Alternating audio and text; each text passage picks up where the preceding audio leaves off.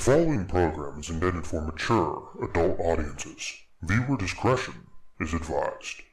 You have been warned.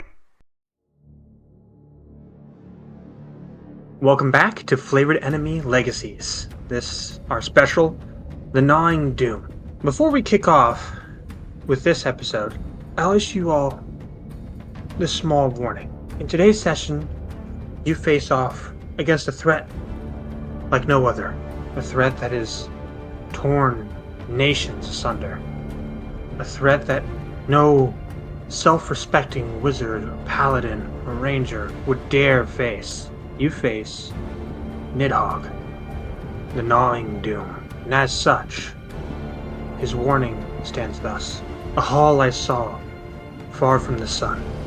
On Tel Maren it stands and the doors face north. Venom drops to the smoke vent down. For around the walls do scales wind. I there saw wading through rivers, wild, treacherous men, and murderers too, and workers of ill with the wives of men. There Nidhogg sucked the blood of the slain, and the beast tore men. Would you know yet more? And as we get started, we open with Fintan, the Flame of the North, fresh off arriving at Aben Lasal, tavern in Tel Maren. Fintan, could you give us a description of your character, please? Alrighty. Fintan is a half-orc, stands about 6'6", tall, muscular, has green skin, and wears white robes around him in sort of like a Celtic fashion. Has a few like fire, has like a white fire design tattooed onto his body, and prominent orc tusks. And his hair is a messy tangle of white locks. So, Fintan, you arrive inside Aben Lasal, and it's a quiet day. Most of the townsfolk of Skaldaren are out on the regular daily hunt.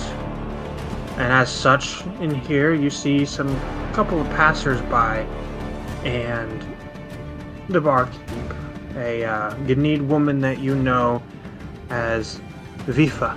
Now, normally passerbys, you catch a little bit of your eye and then you move on. However, one of them sticks out like a sore thumb, like a bone in a haystack, if you will. Lavinia, could you give us a description of your character? Absolutely. I am a skeleton, but my bones look as if they've been dip-dyed in pastel colors. I wear like a gray sort of jumpsuit with high, like knee-high boots, and then I have chainmail that I have anodized to be a nice mauve color. So you see Lavinia sitting over there at the table. And Lavinia, what are you doing at the table as Fintan walks in? I'm painting. I have a little notebook and a little thing of watercolors, and I'm just painting the tavern. What was the name of the barkeep again? Vifa. Vifa? Yeah. Fintan will walk over to the skeleton and be like, "Boy, did Vifa pay you to do that? Are you painting the tavern, or did she pay you? Do you have a permission to do this?" No, it's just like a sketch, that I'm just, no one paid me. This is in my sketchbook. I'm not doing this for anybody. If they wanted to pay me, that would be great, but that's not necessary. No, I just mean that, like, you're decorating someone else's tavern without their permission. Oh, no. I'm not painting on like the table. I have like a notebook that I'm painting in, like okay. I'm painting the scene. Sorry, when you said painting in the tavern, I was like, wait, nope, what? You're good. Nope, just in a notebook. Just painting in my notebook. I'm painting with watercolors. Those wouldn't be good on the walls anyway. Right. Yeah, I've never I don't think I've ever seen watercolors. I mean, since it's so cold up here almost year round, it mostly becomes ice colors. So I know ice colors. I've never seen watercolors. Yeah, that sometimes happens if the paint freezes too much. You have to like thaw it a little bit in order to use it. But no, I brought these from with me from. I'm not from here. Very clearly not, and I don't mean that in a bad way. That's all right. I appreciate it. You're welcome to sit down if you want. I'm just hanging. I'm not doing anything special. Sure. Aoife, Hi. Yes? I'll have my usual. Oh, so a couple of apple juice for you then. Okay. Ever since I Would was you like that in the sippy, Fenton? I've been coming here since I was a little kid. Understandable. I mean, my 2 pints ale. I have you, Fenton. I'll bring that right over. So, as Vifa brings over your ales, we're gonna cut to Clover. Now, Clover, you are currently in a communal type of situation with the healer and the root. It is a special time amongst the Ganid and amongst Spriggan as well, as it is currently during the changing of the seasons. The frost is loosening the grip as the root can take hold. And you find yourself alone in the woods when a vision within your head speaks of doom, speaks of the tearing of roots, speaks of the destruction of Tel Maren as you come out of your vision with this overwhelming sense of dread. What do you do? I sit back, just like back on the heel stones of my giant, massive form, and I will just think and go, that's a problem. I think others need to know about, and I will describe the vision to the healer that's there. Okay. Could you give us a description of what Clover looks like as we go into the next part? So Clover is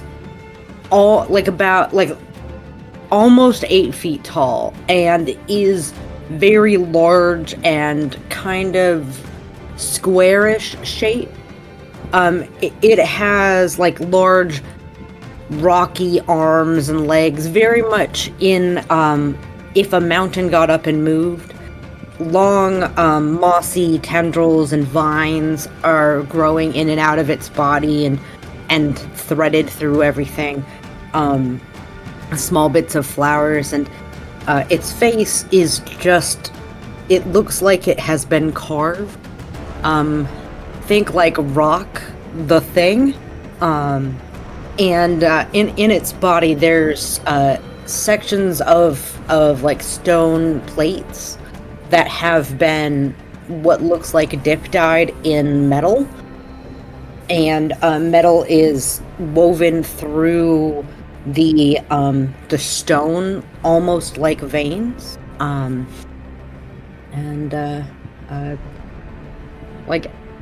they have stuff, but like that's the quick and dirty. Okay. So as you kind of sit in there, the shamans around you look at you and says, "Hi, Clover. What is it?" I'm very sorry. I'm gonna repeat the vision as much as I can remember. In character, out of character, it has already passed this train stop. Yeah. Well, you must go to the guild at once and see if there's any adventurers there who will be willing to assist in conquering this issue. Most of our warring parties are out doing the great hunt, so there is no one here to help you. That is, yes, I must go. And I'll stand up, gather my crossbow and my axe and my bag, and I will head towards the guild hall. And as we enter the guild hall, we see Gwyn Neptune Lordain knocking out his 5th arm wrestling contest in a row. Gwyn, could you give us a description of your character? So you guys see a kind of like a hooded figure. He's wearing like long sleeves, but he then takes down his hood and wipes some sweat off his forehead. And as he does, you guys see that he's not like your typical dragonborn. Instead of being like a matte color, he's more of a sapphire blue. And instead of having his horns, he's got 2 horns, and instead of them being attached into one fell thing, it's like the base of the horn, there's a gap and the horn floating at the top of it. He's also got goggles on underneath the horns. Okay, so Clover, you walk in and you see Gwyn there. Everyone else in here looks to be just staff. There's not many other adventurers in here. But Gwyn looks, reasonably skilled. I will row, and I'm going to, in Primordial, I'm going to open up the conversation of like, excuse me, are you an adventurer? I'm just gonna look at Clover kind of confused since I don't speak Primordial. And then Clover is going to go make a hand gesture of one moment and is going to repeat the question in Elvish. I don't know Elvish either. Finally, they're going to go, you adventurer in common. Yeah, I'm an adventurer. How can I help you? Good. I'm going to give like the quest description as like in like the vision as a quest description, but in like very broken common. So you basically hear like a equivalent of big doom in forest under. It's like a worm eating tree need help. Come.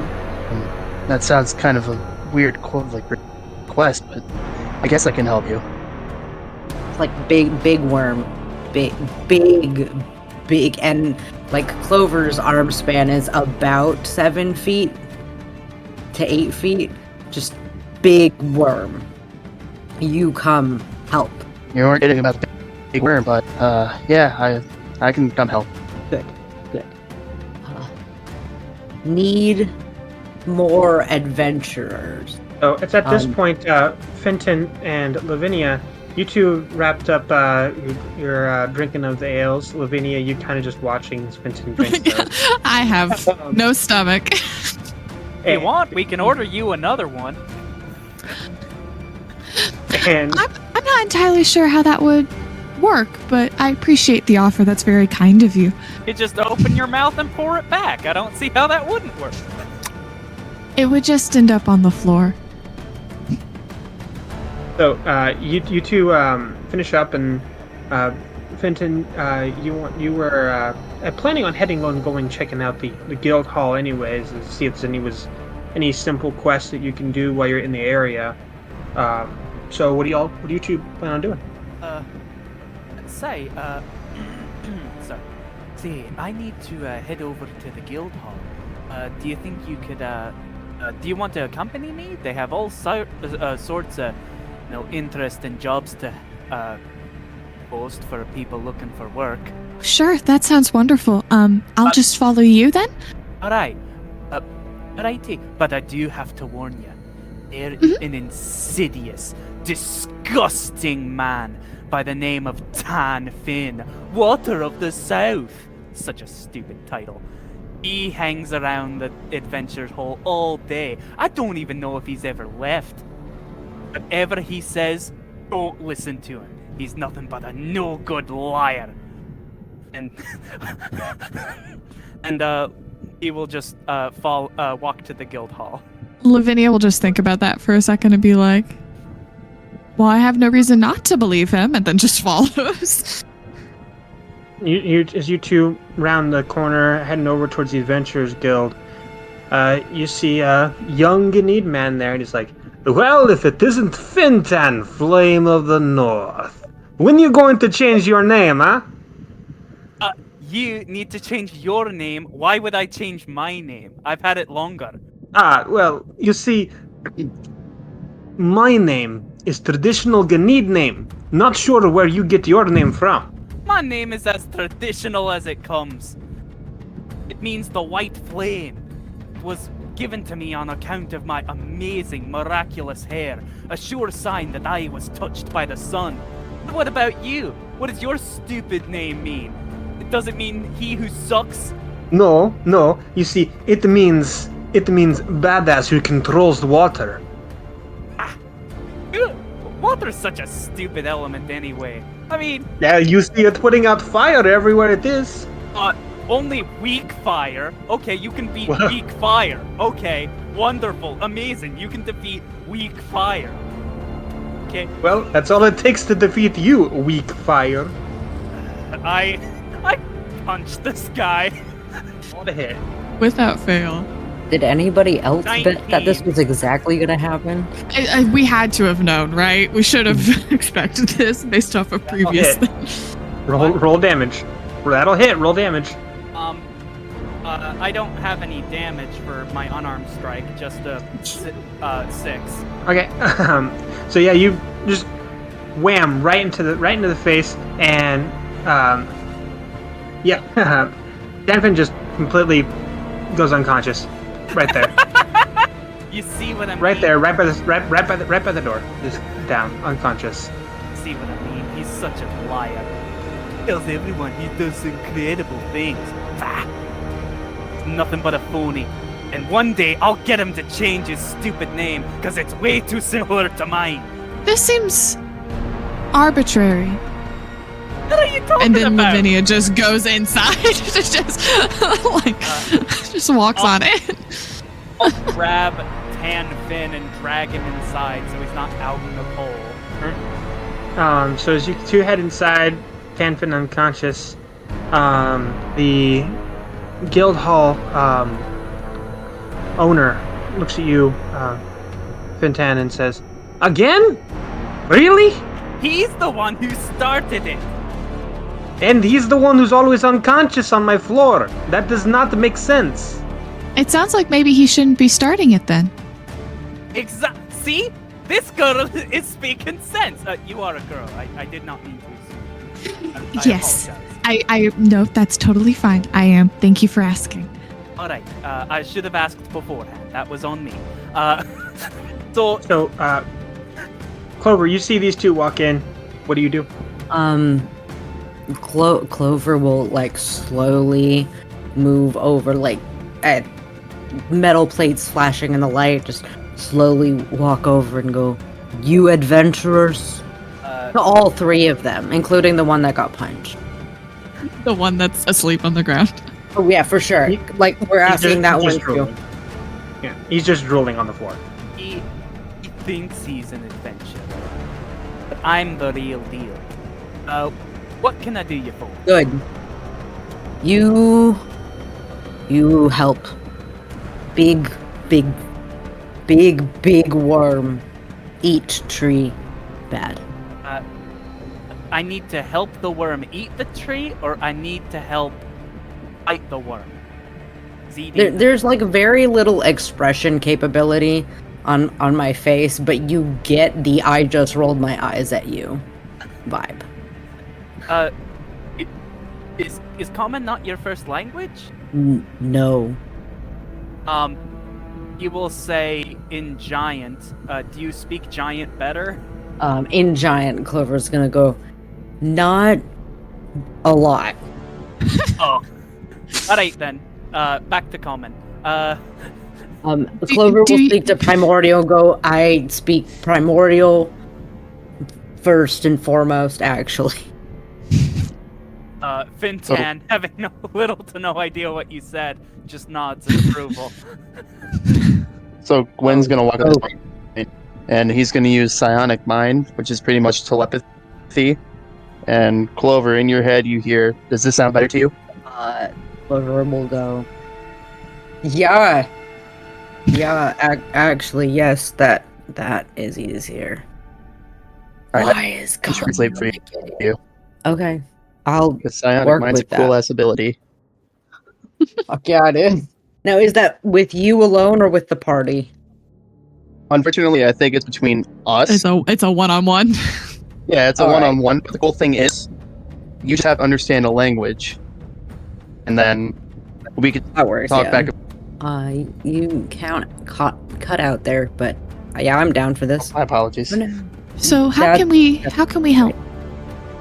I'm going to, through the mind link, I'm gonna like explain the vision. I will be like, this is a vision, but there something can be done about it, and then I'll talk about the vision of like this giant, like unnecessarily large worm eating a tree, and because over the mental thing, can I send pictures? Yeah, No, yeah. So you. Oh.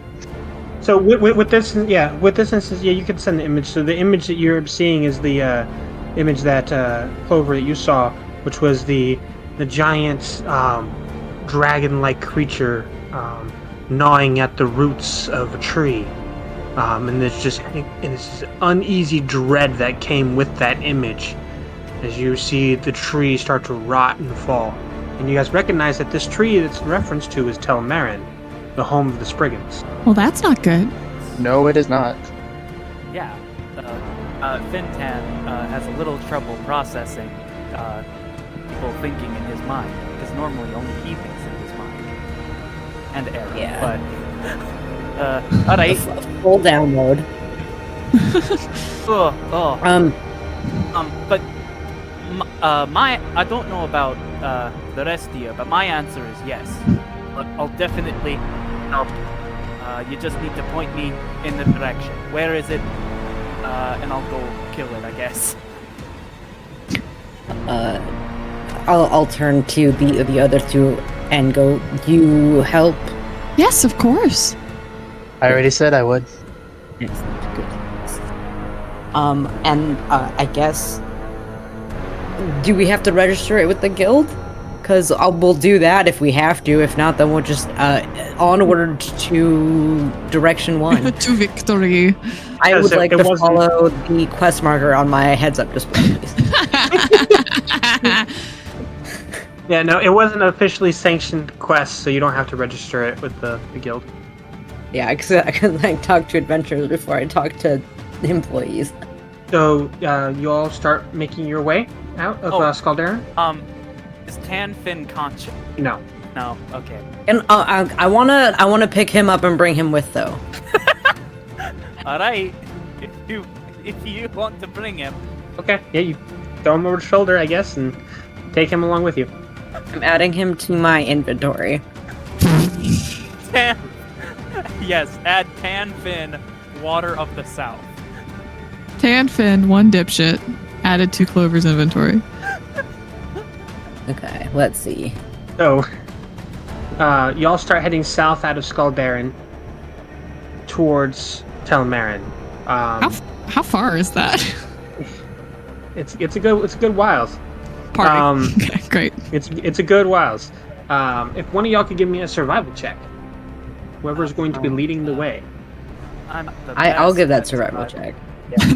This feels like a Clover. This feels like a Yeah. it is good at. Is it possible that anybody could give me an aid action or no? I could. I could. No, you would probably Either. be better at it.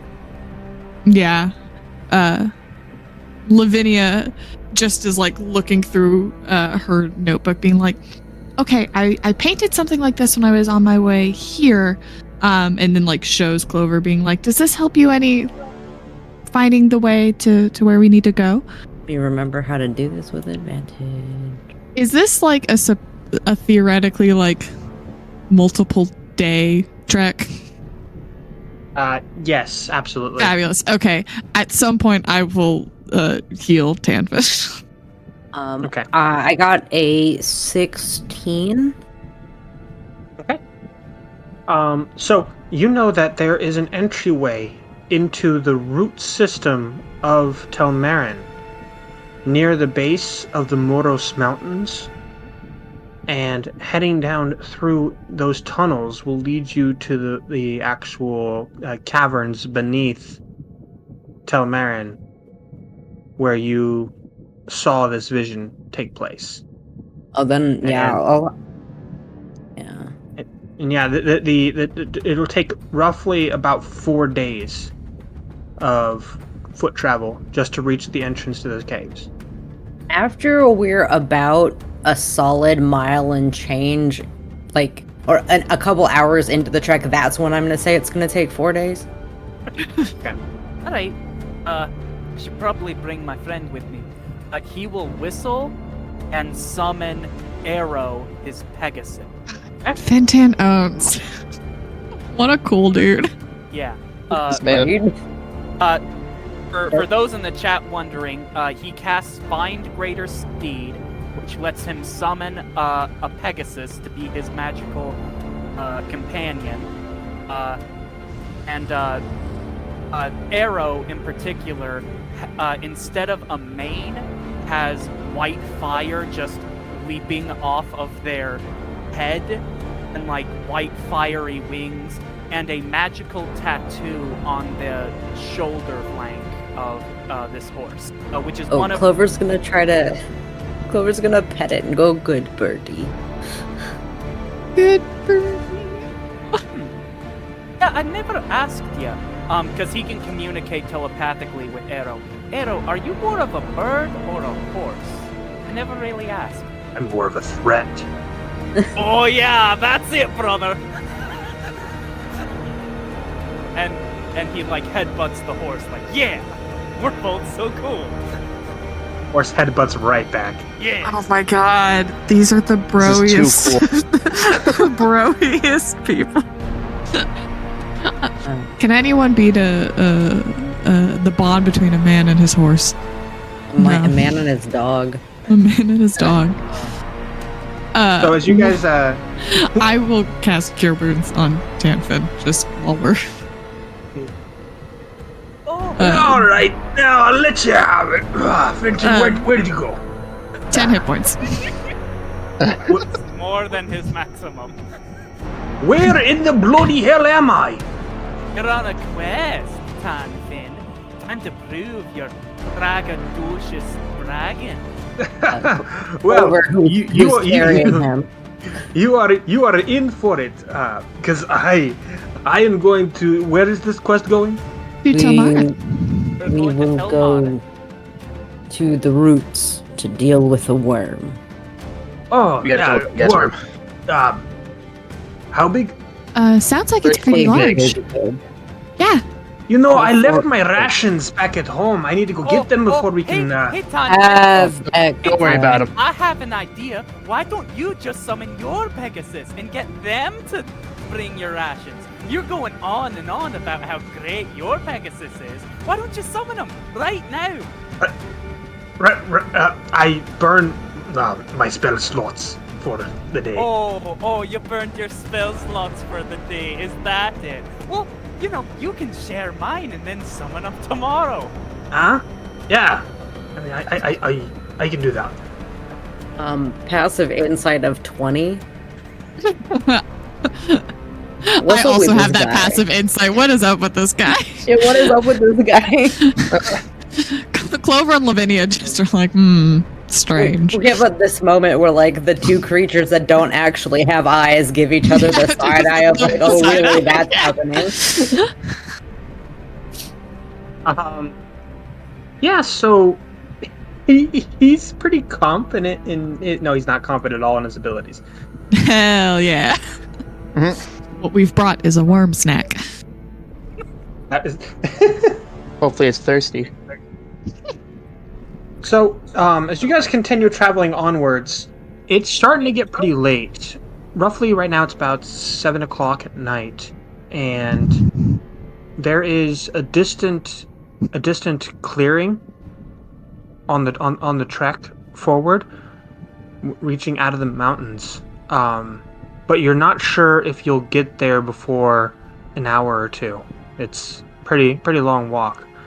Or you could stop here where you're still in the forested area, looking around, You're on a decline heading down the mountains, but there's not too much in the vein of cover besides the fact of the hundreds of trees sprouting all around you. So, what do you do? We should probably stop here. I might have something that might, help a little bit. All right. If you have an I have no preference, so. So, I'm gonna walk a little bit ways off the path, like a little further into the bush, and I'm gonna cast Mordecai's Magnificent Mansion. God bless. Doll bless. Can't believe it! You've summoned a door! Go inside the door; it's a lot better. There's an inside? Of course. Clover's gonna, like, with the gentlest of finger touches, is going to, like, turn the knob in the most cartoony, just two, like, large fingers are doing it. And is going to, like, squeeze and shuffle and squeak their way into the mansion. Okay. So you all head inside the mansion and get all set up. Tanfin grabs the nearest comfy lounger chair and kicks his boots up on a table. I don't know if you should put your feet on the table in Gwen's lovely home. That seems kind of rude. And that's also my chair. Sure. I'll find somewhere else. You said. And he kind of gets up and walks away. I just feel like we should respect people's homes. I don't feel like that's a controversial take. That's fair. It is to a light no manners at all. Hey, where's the food? Here's a question for the DM. Do I need to eat? I have No, you rations don't. technically. Fabulous. I can fork those over to somebody else. There it is. I believe the mansion is laid out however you want, so... Yeah. Yeah, it's just Give a basic. us the MTV cribs of yes. Yeah. Give us the MTV Cribs showdown. All right, so pretty much you walk into the front door. My name's Gwen Neptune Lordain. Welcome to my crib. You're walking through the door. You got kind of like a coffee table. There's a couch, 2 chairs. There is like a second floor, because I think I can have a second floor, because it specifies 50 cubes. The space can exceed 50 cubes, each cube being 10 feet on each side. Oh, yeah, so That would mean you could have a. So yeah, there's it's totally huge. there's a second floor. There's 5 of us, right? And so there's 5 bedrooms, each with their own bed, and if you guys need it to be changed, I could probably change it for you, whatever you fancy. There's also 100 near transparent servants constantly going back and forth doing menial human tasks. They kind of dressed as like maids and butlers, and that's the crib. You have a lovely home, Gwen. Thank you. This is delightful. It's one of my favorite places to hang out when I need a place to stay. Understandable. It's quite lovely, and you have all these servants, and it's very nice. I'm sorry that Tanfin decided to put his gross feet up on your coffee table. Oh, it's fine, and I'm gonna clap my hands and have a butler walk over to the table and just kind of wipe it down.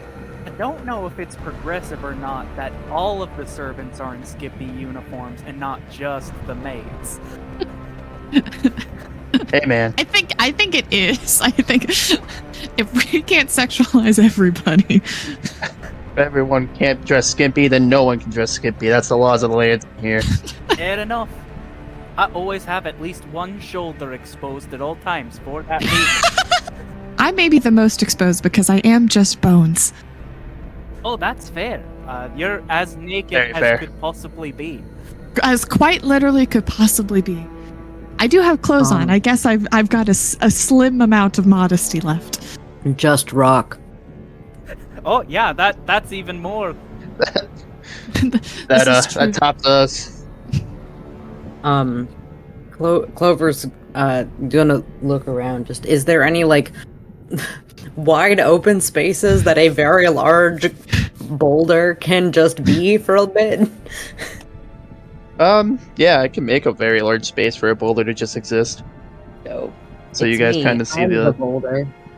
you see the living room just kind of expand, and then there's a spot for Clover to sit and hang out. Clover's gonna like sit down and then pull out its large heavy crossbow and then just field strip it and put it back together in like under a minute. Jesus. The wow, triggers, you're very fast. The trigger part is like very large for very large fingers, and it's like it's on the biggest edge of crossbow that you've seen. It's not a ballista yet, but like it could be if it tried a little bit harder and drank its milk. That's a pretty big weapon. Pretty big. Me. Remind me not to cross or get on your bad side here. Wouldn't be on the wrong end of that thing. Oh, No, you would not. agreed. And then Clover's gonna stop and go, Clover, and stick hand out. Me. Clover. You? Adventurer. Using my psionic mind, I'm gonna say my name is Gwen Neptune Lordane, and I shake Clover's very big ass hand. Big ass hand. My name's Fintan, Flame of the North, but you can just call me Fintan. Lavinia, it's lovely to meet you, Clover. We probably should have. I'm Stanfin. We probably should have done Warlord this of when the we South. started walking. Yeah, exactly.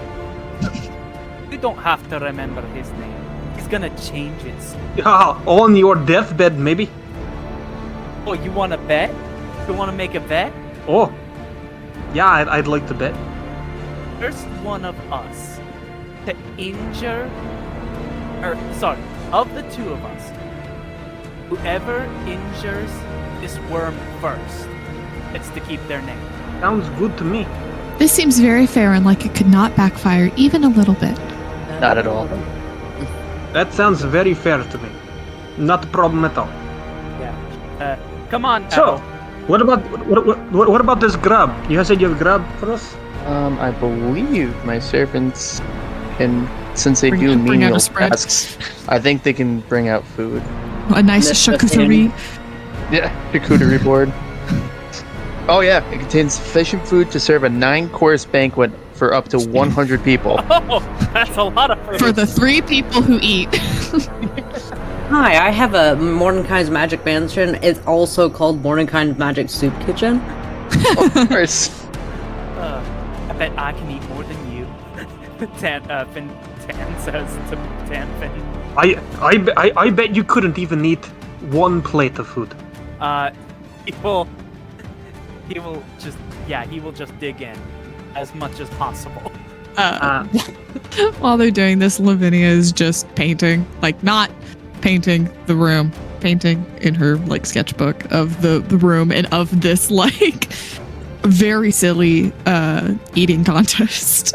Yeah, Gwen's just gonna be slowly kind of eating and just kind of enjoying the food and Eating listening like to a Fintan. normal person. like a normal Dragonborn would. And he's just gonna observe Fintan and Tanfin just yelling at each other with food in their mouth and Yeah. just kind of sighing to himself. Tan is eating like an anime character. He's this Goku? Psychotic. And Tanfin is trying to keep Open mouth pace, and like looking trouble. over. Careful, you boys don't choke. I'm still hungry. I have not choked since that one time. That one time. You remember, Fintan. Oh you yeah, remember I remember what our was it? our last eating contest when you bowed out because you had stomach. No. You forget. It was that one time where I choked on my own vomit when your mother winked at me. No, how? Well, that's not very How nice. about we? That Then seems that's very not- rude. No, how about That's we very have rude, Tanfin. No, how about we have a little bet for this eating contest? Loser goes without their armor when the big fight comes. Do you seriously want to do that bet, huh? Yes, Right now. Right here. right now. All right. Is eating like a constitution check? Yeah, it's gonna be. You know what? We're gonna call that an athletics check. Okay, I cast I will channel divinity. Oh my god! Peerless athlete, which gives me advantage. Hold on, let me double check the wording of it. So I know God, I am doing man, the right so thing. freaking. Okay, peerless athlete. As a bonus Clover's action, just like in the background. for the next 10 minutes, you have advantage on strength athletics checks and dexterity acrobatics checks, and your carrying capacity is doubled. So I can lift as much as a large creature right now. Jesus. Clover's just like in the background of this shot, just sitting there, just like cleaning the metal bits of the crossbows. I rolled a nat 20. Disgusting. So- A disgusting thing unnecessary. you've just done. So 30. The total I was gonna is use silvery 30. barbs, but we don't need it.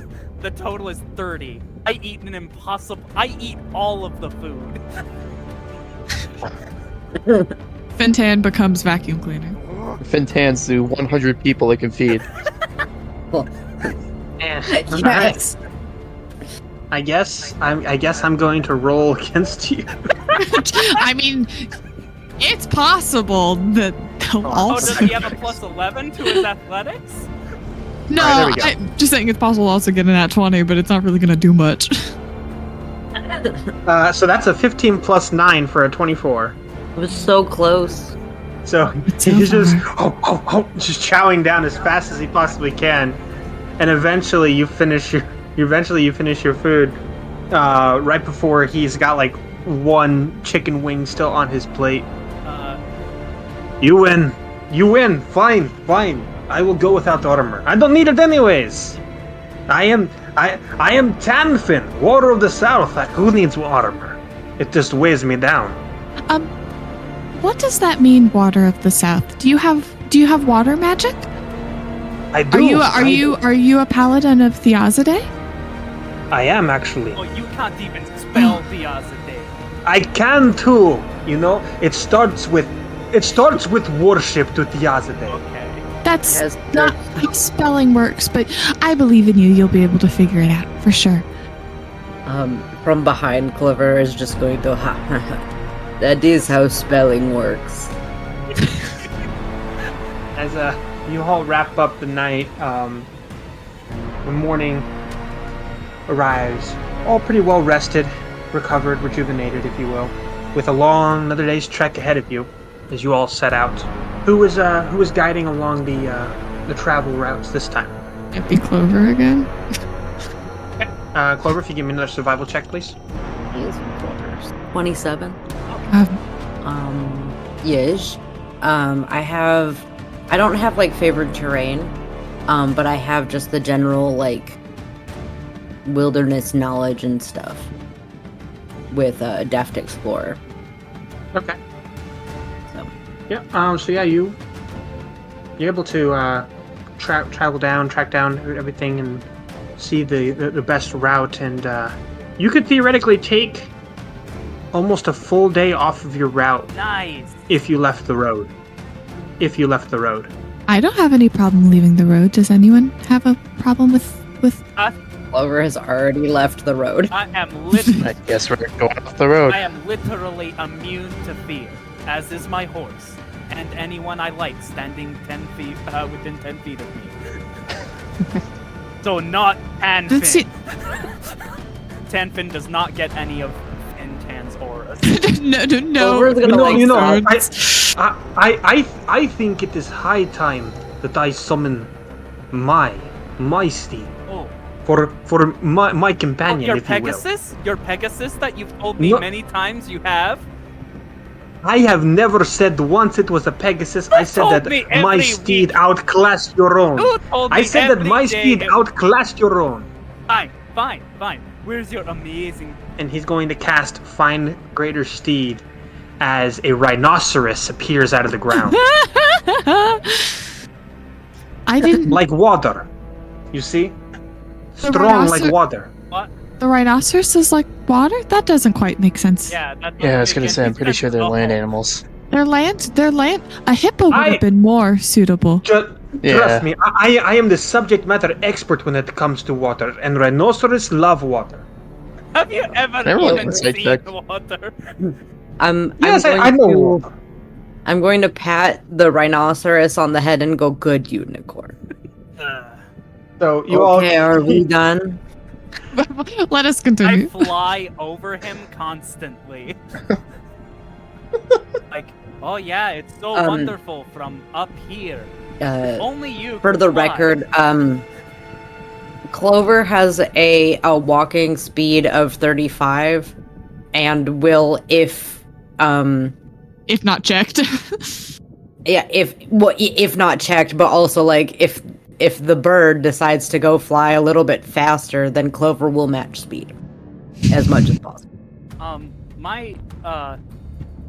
Because of one of my aura abilities, any creature that starts its turn within 10 feet of me gains plus 10 to its speed. So right now, this Pegasus Hell yeah. has the flying speed of 100. Jesus. In 6 seconds? Yes, in 6 seconds it can It's cover fast. 100 feet. If it doesn't also dash. If it dashes, it can cover 200. That's unnecessary. Well, do you know what my good friend the rhinoceros can do? I'm assuming walk really fast. No. He can punch really hard with his face. I don't know if that's called a punch. I If it's a think punch, that's a it is a headbutt. punch. That's not a punch. No, you see, and it is a know punch it. with the face. How Do is you, it? do you want to come down here from your high perch, you lofty, air-headed fool, you, and find out what a punch to the face feels like from a punch from the face? Denvin, I think it's high horse, not high perch. That is what I said, no? No. No. No. But it's an A for effort.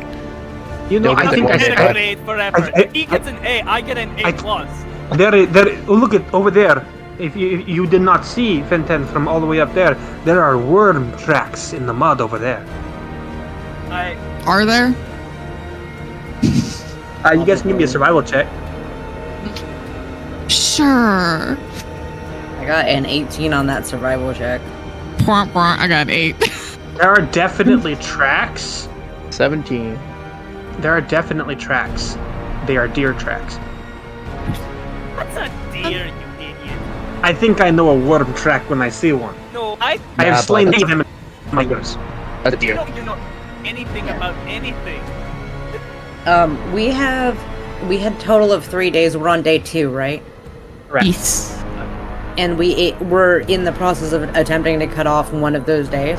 So I'm Yeah. going to. Oh yeah, because of Vintan, everyone has a speed of 40. You can just keep within 10 feet of everyone. Everyone except Tanfin. Tanfin can be behind. Because Clover has a speed of 35 base. If Tanfin starts lagging behind, Clover will just pick them up and carry them. Why are you bringing him? He's not. You know Everyone why. has You know moves. I am Everyone- I will single-handedly defeat this worm by myself without my armor because you beat me in unfair eating contest I had just eaten only hours before. But You're the one. I will show you that I am the single-handedly most greatest fighter you have ever seen in your life. Go ahead. And as you guys travel on, you reach near the end of the day.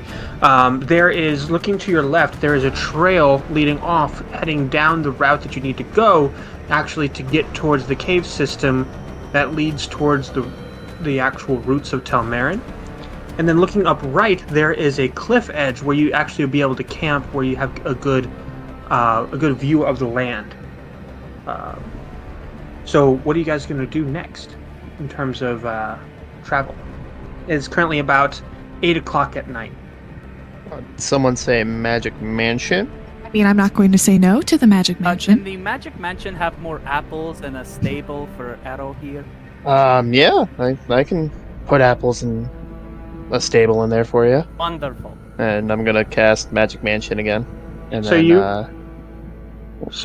you cast Magic Mansion, you create the door, open it up, and head inside. and then this time, because I forgot to do it last time, I'm going to close the portal, and while it's closed, the portal's invisible. Oh, amazing. Because I forgot to do it the last time. Gosh. So you see, Tanfin doffs his armor, sets it off to the side, and says, Oh, I forgot to ask, Finton. Am I allowed to wear my armor before the fight? Or do you want me to have it off the whole time so that you have fair advantage if we be ambushed? You know what? You can save it for the worm fight. I'm Jenna. Yeah, well, if you need to borrow it to protect that soft, fleshy hide of yours, you're more than welcome. It might be a bit big for you, but, it still functions just the same. Is it bigger than your ego? So your ego sounds pretty big right now. Ooh. I've heard from many a lover that my ego is the biggest they have ever seen. Based on the size of this codpiece, I would say not. Okay, buddy. I mean, is this a cucumber? Did you hide this in your codpiece? If you didn't want to wear the adamantine armor, that's fine. That's fine. I don't need armor from you, it's too scrawny. It's not what your sister told me before we left. I don't have a sister, you idiot. Well, I suppose you don't, do you? I suppose you don't. Lavinia's I am gonna... going to get some sleep. You all have fun with your funness. Good night. Lavinia was just looking at Clover like, I have no idea what is happening and why it's happening. I'm gonna make sure one of the servants brings food to Tanfin. Clover's going to look back and just go, I don't understand brothers who act like that.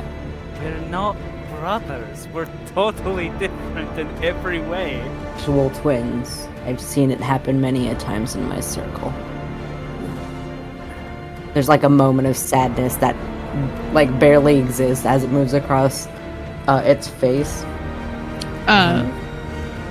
Lavinia just sort of pats your like very large leg, just like, it's okay. It's okay. The demons have died. It is fine. And then Cloverfield strips the crossbow back together. You gotta clean it every night, bro. No, you do, but it's just the timing is very funny. Very you guys, sad moment, full field stripping the crossbow. Fully field strips it. And like unnecessarily fast. You guys rest up. Eat, for those of you who actually eat food. And get your respite. Wait the next day. You have, based off of Clover's geometric cartography done from years of surveying the lands, about 6 hours of travel before you reach the cave mouth from here. Anybody who's walking behind Clover as they go notice that the moss growing across its back is starting to get like lines and trace in it, like it's growing into a map. Wow, That is kind of cool, yeah. Lavinia's painting it in her notebook. must say, those are some impressively resilient flowers because they were like on you up north in Skalderen. Like that's a very cold climate. They are not always these flowers.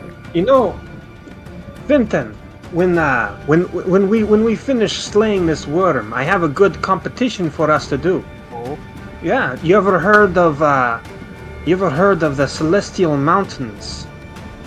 no, I'm sure you know all about it. Why don't you tell me? I do. You see that the northernmost mountain in the Moros Mountains, the one that is insufferably high, you cannot even see the peak from the bottom. I've flown near it a few times. I say that we both hike it. No mounts, only our own feet and hands. And see who reached the top. You know, that is an interesting contest. I think it'll be a fun one, especially because it has been said in my family that hiking up to the top of the Celestial Mountains, you will gain an understanding of the gods. Well, I was born with a touch of solace myself, so I'm not sure how much I need that, but it does sound interesting. I mean, I don't think any of it is true, because it's coming out of your mouth, but Solus chose you from birth, Fintan? that's why I have this strange white hair and ability to channel powerful divine magic. The doll chose me. Oh, Yazade That's what- chose me. That's why I I'm here. begged him. She sort of rattles her bones. That's really... It- It's really amazing. It is. I don't know why, and I don't know what for, but it's nice to still be around. Yeah. Life is wonderful. That's my outlook. There's a lot You, of bad, but you can have the good too. Exactly. You all reach the entrance to the cave system beneath Tel Maren.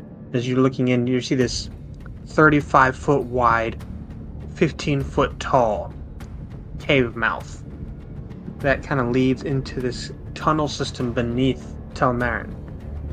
And you can see that there are roots embedded on the cavern walls.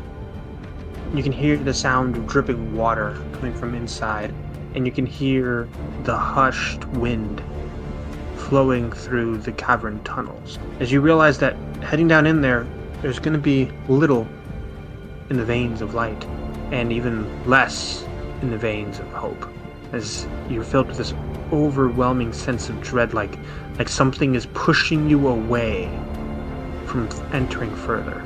Even you, Finton, are able to understand that there is some presence deep within those caverns that is ebbing this fearful energy.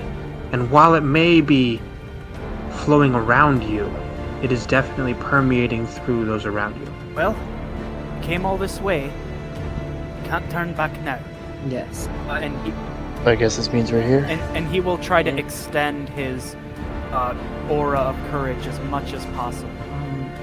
I'd like to use my sorry, I have like 2 classes and they both have a full list of stuff. Spells. So many spells you have to. Well, I'm actually just looking at features and traits. My primeval awareness. To be able to sense aberrations, celestials, dragons, elementals, fae, fiends, and undead within a mile. Okay, well, for one, you're picking up an undead. 2, you're picking up a celestial. Oh, that's out here. 3, you're picking up a dragon-esque vibe. And 4, you're picking up an overwhelming sense of draconic energy coming from deep inside the cave. I'm gonna go and look around this way, and then I'm gonna start heading towards the big draconic energy. I'm going to... You notice it. No, keep going. Sorry, I said you notice that it's deep within the cave, as you're gonna have to enter this cavern system and move further inside, and it's gonna be very cramped moving forward. Specifically for you, Clover. Clover is still technically mechanically medium-sized. Mhm. Just Yep. for the if it's something that affects just normal height and whatnot, sure. But if it's medium-sized creatures, then yeah, I'm down. Mechanically, it's not going to impede you from moving forward. It's just it's going to be tight. Oh yeah, that's fine. I'm going to hold my action to cast haste as soon as we are near the beacon. I'm gonna put on my goggles to give myself dark vision, and then I'm gonna cast light on whoever's gonna be at the front of the party. Who's nearest the front? I guess that would be Clover, since Clover walked in first, or said they were walking in first. Yeah. I'm fully on a horse. I'll take Fully on a horse. I'm on a horse. Tanfin and Rhino, as he is named, You named your... Excellent Are- naming. are in the back, kind of watching the rear. Of course, they are. Are you coming, You guys, Tanfin? yes, I'm making sure we don't get flanked. You know, this is the single most earnest thing that you can do in a fight is to become flanked. Right. I have a passive insight of 20. I don't feel Yes. like that's true. No, that's not true. I feel like this man is scared shitless. So, are you ready to slay this thing then, huh? Where? Yes. I'm certainly It must ready. be Notice that Tanfin kind kind of slides his armor off of his left arm, tosses it onto the side of the cavern as he heads further in. That's such a bad idea, but it was in the chat, and I thought it was funny. It's very funny. Lavinia is gonna cast Bless on the 3 party members that are not Tanfin. Clover, So I have a concentration spell up. Clover is going to probably just vanish from sight altogether. Over? As they Skyrim crouch and just Oh no, they've moved. They've become moved a whole silent. 2.5 feet below. I can't possibly see them. They're still 5 feet tall. They're like a normal sized person now. And they have a ball of light on them. They have a little light on them. They still makes that basically invisible though. It's the ghost light. They have mastered the art of moving so incredibly slow that they're invisible to the naked eye. So you all continue on further down the cave. Clover, you see a pathway leading to the left, pathway leading to the right. The draconic energy is definitely coming from the right, but on the left-hand side you can see a wooden door at the end of the cave and a chiseled wall, like the cave was turned into a room there. Well, Clover will stop and then unstealth momentarily, becoming visible to the party. Clover, where'd you come from? And then we'll in very low, quiet tones, explain dragon that way. Worm. Dragon worm that way. Interesting door? Here's an interesting door. Should we send Tanfin to go look at it? I tell you right now, I am also master thief. I can pick that lock so quickly. Oh. This guy is just full of shit, right? He's not good at anything. Don't listen. No, I assure you, giant rock friend, that I am very regular. I am never full of shit. Clarify. Above the table, I have a 20 insight. 20 passive insight. This guy is full of shit, right? This guy is That's full of shit. absolutely full of shit. Okay. You and I both know that deeply. Clover is vastly autistic, so... Well, Tanfin, you're welcome to, if you think you can pick the lock, you're welcome to do so. Yeah, yes, I will do that right now.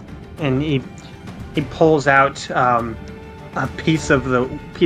couple of pieces of the chicken bones from Wings the other night. Disgusting. And he walks over and starts finagling them in the door jamb. Do we see him using the chicken wing?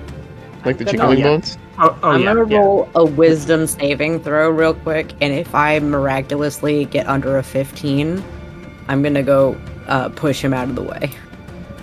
I got a 16. I'm gonna let him continue what he's doing. Tanfin, you know those aren't lockpicks, right? Those are chicken wing bones. And the door unlocks. Okay. See, I tell you, Tanvin knows what he's doing. And he opens the door.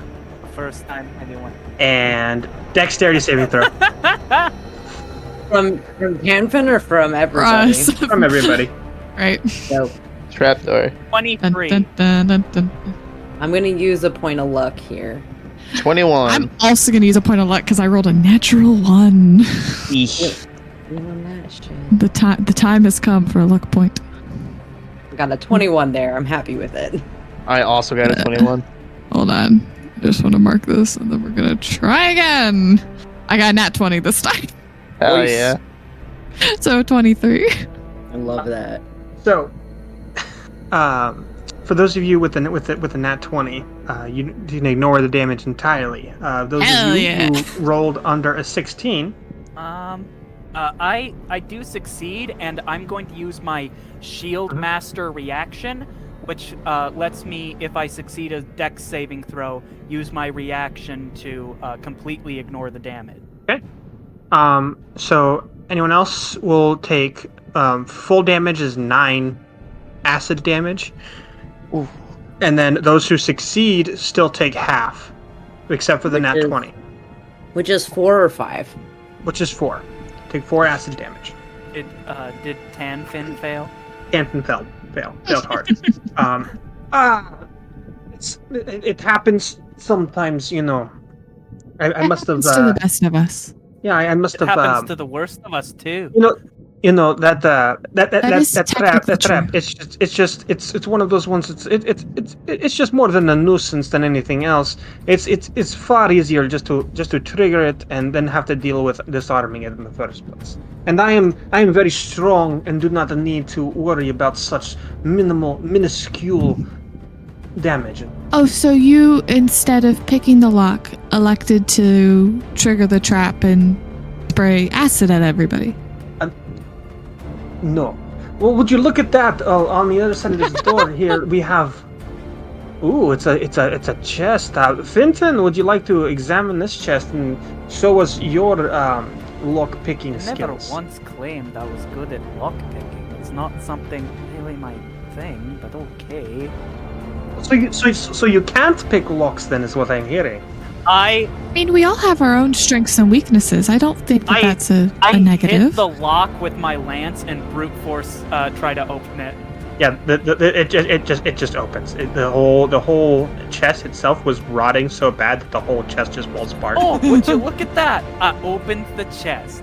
Didn't even have to get off my horse. No finesse, let me tell you. And inside the ruins of the chest, there are 4 blindfolds Pinky. and 2 shields. I guess. The shields themselves look like they're made out of iron with a lead coating on top. I guess I might. There's nothing else in this room. Vaughn, did I prepare to? I will be fair. No, I did not prepare to detect. So, are these magical shields or just shields? Well, I certainly don't know. You know what? I might as well use it. He will equip the lead shield. He will keep his other one just in case. Okay. If someone needs a shield, I'm okay. No, I already have shield. I'm perfectly fine. Clover, did you need shield? Looks up at the giant rock formation person. It's a physical shield. Yes. Clover would just indicate their two-handed weapon. Yes. Wait, Two hands did you for use the it? attacking. Yeah, I could use the shield. Could I make an Arcana check to see if it's magic? Yeah, sure. You can make an Arcana check. 13. Actually, yeah, you can tell that there are very simplistic runes equipped to it. You can tell that one of them is just a elemental temporal shift. Another one is a temperature changing rune. Very simplistic magic that should not be equipped to a shield at all. Huh. This shield is I don't know what this shield should be used for because the magic on it, it's definitely not for a shield. Maybe someone used it as a weapon or something? Or like shield bashed a lot? I don't know. Can I cast Divine Sense? I do have that. Yeah, it's just standard arcane magic. There's no weird effects or weird influences on the shields themselves, or the blindfolds. It's standard crafted stuff. I think everyone should take these blindfolds just in case. I feel like this wouldn't be here without a reason. Yeah, that seems fair. Lavinia will take a blindfold. I'll also take a blindfold and put the shield on my back. I am very curious about the logistics of a skeleton using a blindfold. I can still see, I just don't have eyeballs. So does a blindfold block your vision or not? We'll find out. That's a non-existent mystery to be be discovered later. All right. So you all collectively gather up the blindfolds, and does anyone Gwen, you grab the other shield? Yeah, I'm gonna equip it. Okay. And you all head out of this room, back down the other cave. Okay. Yes, we will go down the next cave. So, as you're heading further into the cave system, you approach a small opening. As you're looking down, you can see that there are cross bridges leading to a small center of the room where the roots kind of fan out of. Looking to your right, you can see that there is about 30 feet down a icy, stony surface. Looking further to the right and up, you can see that there is a giant purple horned dragon. I'm talking, this thing has about a 400-foot wingspan and is abnormously huge. So heavy and round that you're fairly certain that those wings are just for show. There's no way this thing could fly. It's sitting there just gnawing and gnashing at these roots as it's the red sap just kind of gushing from its mouth, flowing all over the floor. I assume this was the worm you were talking about, Clover? I'm gonna point up and say big, big, big, big worm. You're kidding. It's a big-ass And worm. look to Tanfin. Have they run away yet? They're holding their trident in their hand and a shield in the other. How big is the room itself? So looking up from looking to left to right, you're probably about 350 feet wide and about 150 feet to the other side. Okay. And only about 100 feet away from you is where you can see Nidhogg, the Gnawing Doom, as you guys are now able to recognize. This dragon lives in legend as the child of the auspicious, the chaotic neutral, god of magic. It is said that Nidhogg eats magic, absorbs it into his being, and then uses it against his enemies, his lunch, if you will. He hasn't noticed you yet as you're sitting on this cliff, but the only way to him from where you are is to cross a rickety bridge to a central stone platform, and then across another rickety bridge to the platform where he is at. And that's 100 feet. Is it like are these like caverns? Are they like gouges in the area, or is there like walls around the hole? No, so it's like an enormous cavern system. There's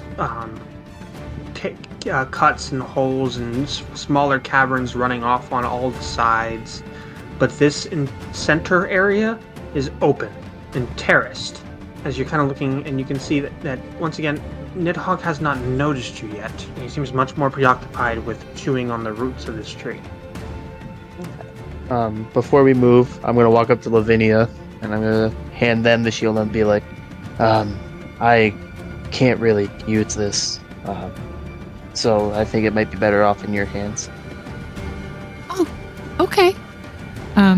I will take the shield and equip it. What shield is this? It's a shield that I found earlier, the magic shield that I found earlier. No, I know. I'm just trying to. yeah. I'm trying to. This is me going in D&D Beyond. What shield is this? I just put regular shield. Fabulous. Yeah, just put it in as a shield. Okay, great. Then that's what I will do. Now, I would like for each of you all to roll me a wisdom saving throw. Ooh, I'm good at those. Tintin, Oh, you no. do not have to roll me one. Oh, I don't? No, you do Got not. 20, baby. 22. I got a 25. I have a +0 on my wisdom, so that 20 just saved my life. So you all feel this overwhelming fear, this sense of dread. You're able to stay yourselves, keep control of your nerves, but that does not stop the feeling from seeping into your soul. As Nidhogg looks at you from his lunch, dripping sap from his maw. Lunch comes to me, then. I cast haste on myself. Roll for initiative. The time has come. Jeez, Rick. I would like to stealth before initiative if possible. 9, but 9. The bard might be. Oh no. Roll a 17. That was a natural 1, baby! No. Making it a 4. I'm sorry for your loss. I have a That's all right. 31. I don't need to be early in the initiative order. Just the cleric, it's fine. Cleric order. It's there for a reason. It makes sense. I should be in the back. No, that's so sad. Clerics kick ass, okay? Listen. No, they do. Most of my stuff is heals, so I am more beneficial if y'all get hurt first. I actually traded out most of my healing spells for non-healing spells because you said something about being a heal bot. So Yeah, a good choice. Excellent. And then y'all still have Bless It, because I still have concentration on it. All right, Gwen, what'd you roll for initiative? 17. 17. Clover? 31. 31. Stupid. Lavinia? A natural 1, making it to 4. Benton? 9. That's with advantage because of haze. Oh, jeez. All right. So you have haste up. That's up.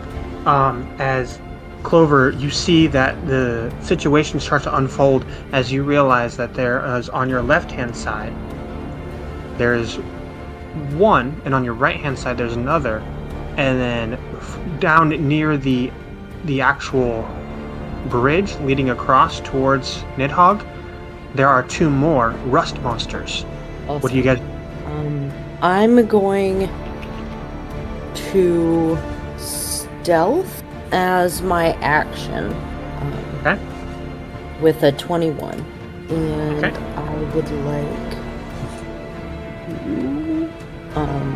a bonus action shift into a starry form. So my party members who might have noticed before I stealthed a crystal necklace with like holes in it, that starts like kind of pulsing, and then anybody who could still see me with my 21 stealth notices that my body has turned like an inky blackish purple with stars spread throughout my body, as I am now the physical embodiment of the spirit of a constellation.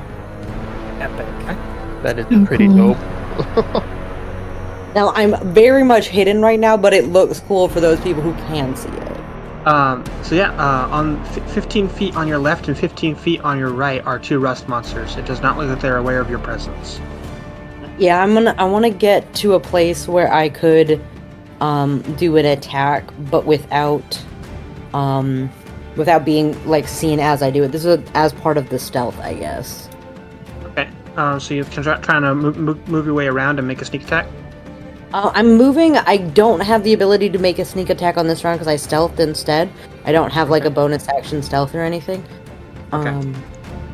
Okay. Well, let's see here. I have. If I'm within the range of the movement, then I have a total of a 55 movement speed right now. Oh, notice that the 2 rust monsters clock you immediately. It does not look like your stealth has even done anything to help, as they both start moving directly towards you. And are you doing anything else with your turn? You definitely can still attack, but it looks like they are very aware of your presence. So I do not have the attack action anymore.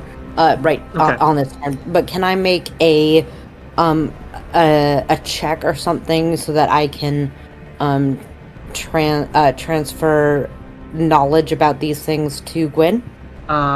So are you just trying to like understand what's going on with them? Yeah, I want to get like what's going on, but also like what can these things do, just in case if they've never seen them before. Sure, make a history check. I got a 4. So you know that the basics, that rust monsters can smell iron and they dissolve it with their attacks. But just iron? Any kind of metal, really, any ferrous metal. So, yeah, that's the basics of it. They can't corrode they can't corrode magical metal. Okay. I don't know if mithril is ferrous. No, mithril is not. Then they probably wouldn't notice me. That's the only metal I have on me. Yeah, there's your crossbow. That's fair. Okay. All right. So that'll bring us to Gwyn. You're up. All right. See that Are those? Sorry, there's the two rust monsters nearest you, both within about 15 feet of you. Nidhogg, which is about 100 feet away, and then two rust monsters, which are about 75 feet away down the actual bridge path. All right. I'm assuming they look humanoid. The rust monsters? Yeah. No, the rust monsters. So, for those of you who don't know, rust monsters look like these kind of weird bug-like monstrosities. They look very much kind of like almost like large roaches, and they basically just dissolve metal when they start to bite into it.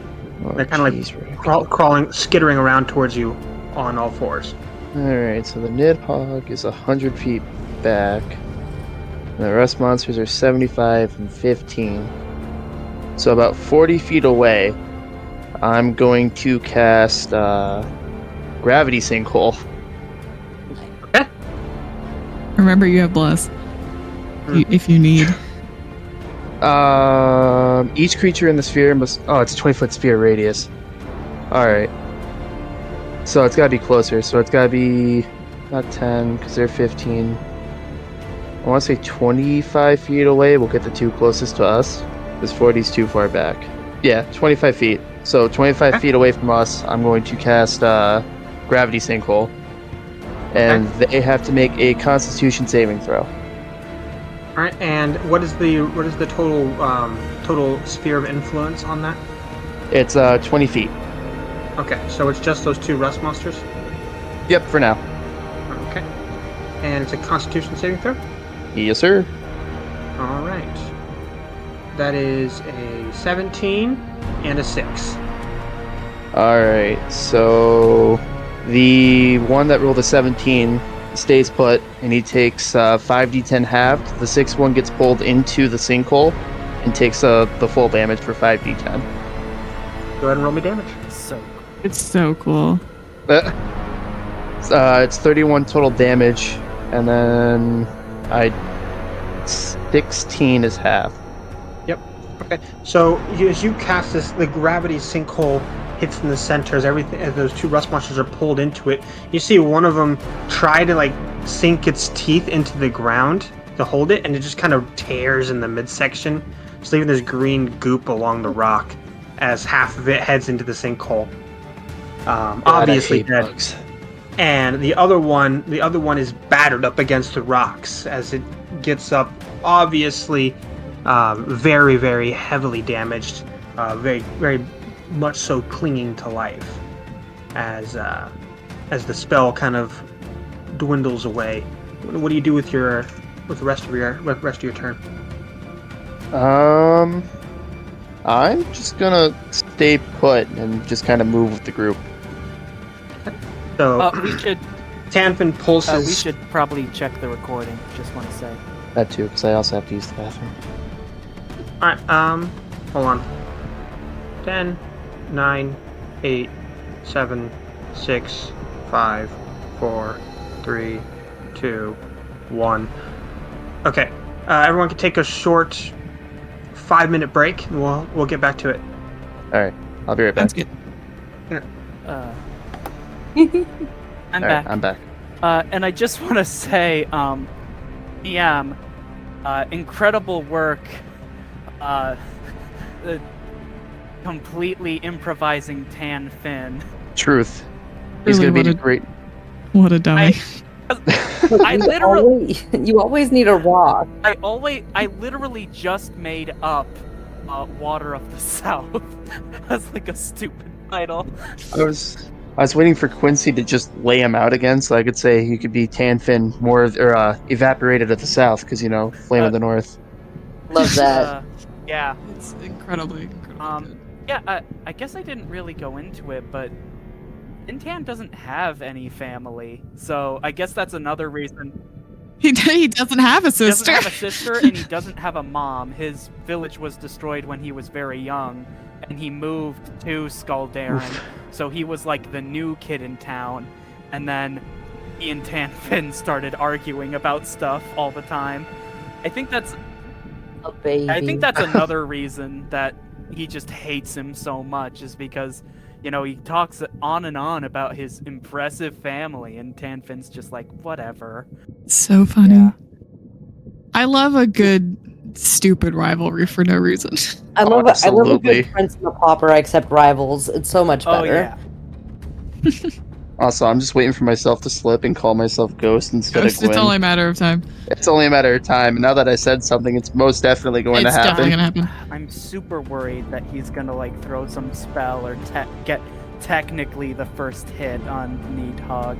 Yeah, when you said the first hit, I was like, literally, like, that's such a theoretically easy task to accomplish. Well, okay, Yeah. okay. Like, it just depends on. Looking at his stats, can't call lightning. He can't cast in an enclosed space. I don't. Well, might be able to. It depends on how big the cavern Yeah. is, because I think call lightning. The room has to be a certain length and width. Because my friend did it in my Saturday campaigns, but I 60. think Nidhogg is also immune. Yeah, that's the other question: is what is Nidhogg capable of damage taking? No one knows. Mystery. I mean, So they- many. DM So many. posted their stats. Yeah. I know, but it was so far back, and I do not care enough to go find it. I would playing rather it just. last night. I would rather just lose. Y'all ready? I'm ready. As Me ready as too. I'm ever gonna be. Okay. I ain't dead All right. yet. Ain't dead yet. Only a matter of time. 5, 4, 3, 2, 1.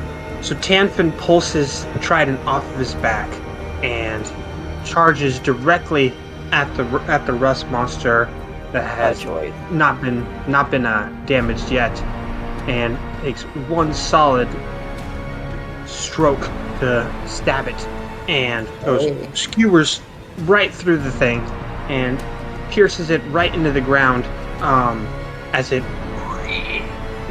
clatters to the ground. Rust monster completely depleted of all life as Tanfin pulls his trident out and stares down the Nidhogg at this point, and uses the rest of his movement to move towards the bridge, kind of going ahead of you guys. And that'll bring us to Nidhogg. No, he don't need a turn. That's not necessary. He's good. He's good. He could just not have a turn.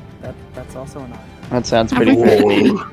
You all think that you can stand up to me, the Gnawing Doom. Do you? I am the scourge of magic. I am the defeater of wizards. I am the gnawer of bones. You will suffer, and you will die.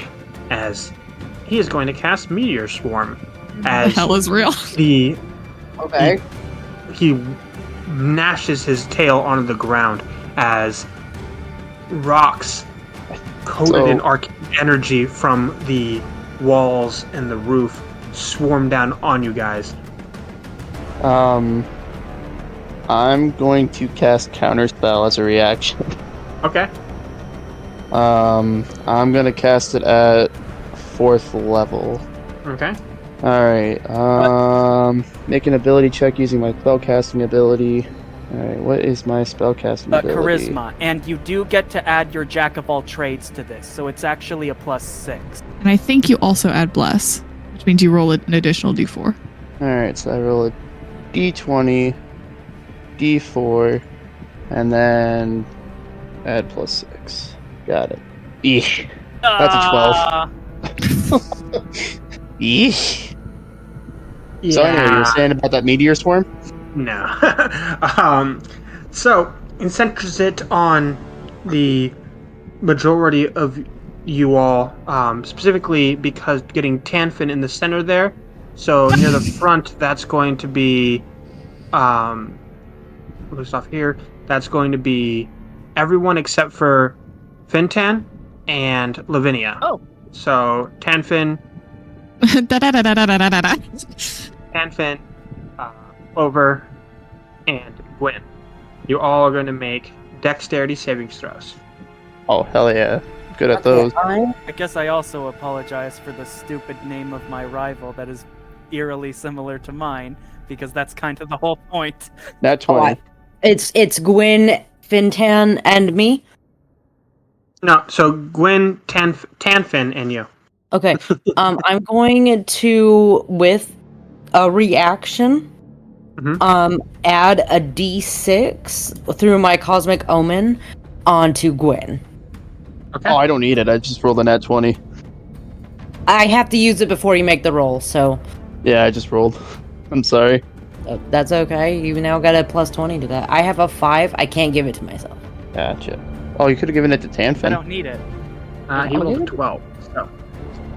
So, everyone except for Gwen. Gwen, you rolled nat 20, so you take no damage. Everybody else, No. except for you, Finton, and Lavinia. So, Tanfin and Clover, that'll be 88 fire damage Okay.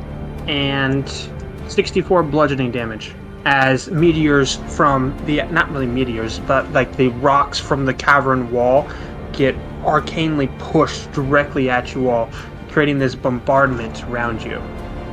Here's a question. Mhm. Would this also destroy our other bug friends? Yes, they automatically failed. Yeah, there's. So yeah, it kills the rest of them. It kills the rest Look, I gotta find the positives, right? the good stuff. Clover's body is broken and they are in pieces on the ground. No.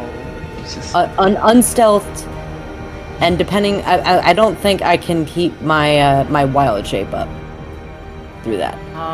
I think it just says it lasts for 10 minutes. Doesn't. So the way wild shape works Well, is if you take damage. Right, but wild shape and the starry form work a little different. Yeah, the Yeah, starry this- form's a little wonky. Yeah, 'cause I know with- Yeah, because I know Wild with regular shape, wild shape. Yeah, if you drop unconscious, then you lose it.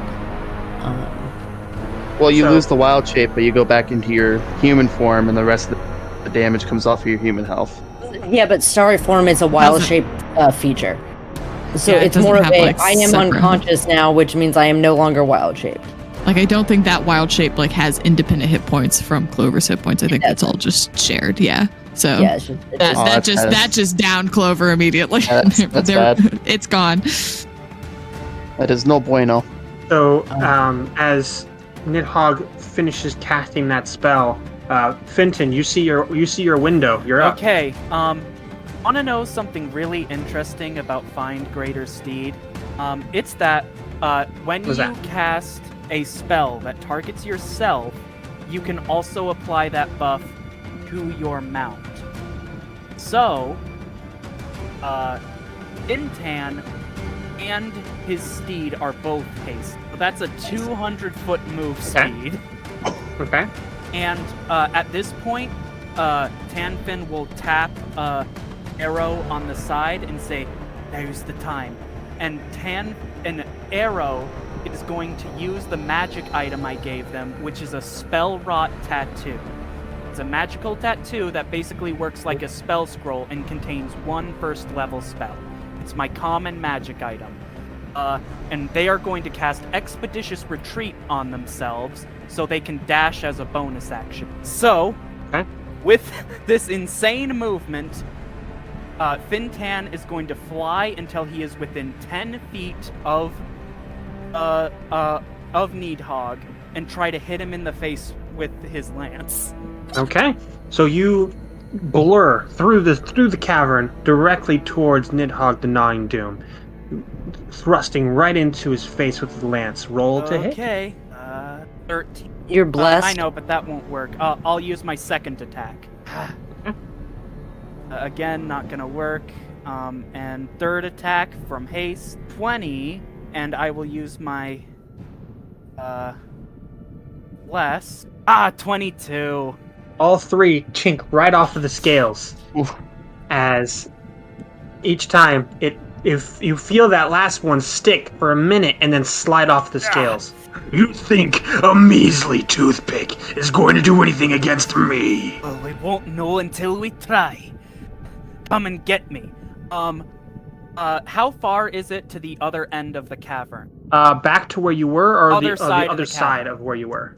Another 70 feet from where you're at. Oh, I thought the cavern was. No, because it's wider. It's wider. So if you went because like on the opposite side of where you're at, because you gotta think of it's like oblong. On the opposite side of where you're at, it was only 100 feet across. 300 feet across, and then from left to right, it was 300 feet. Okay.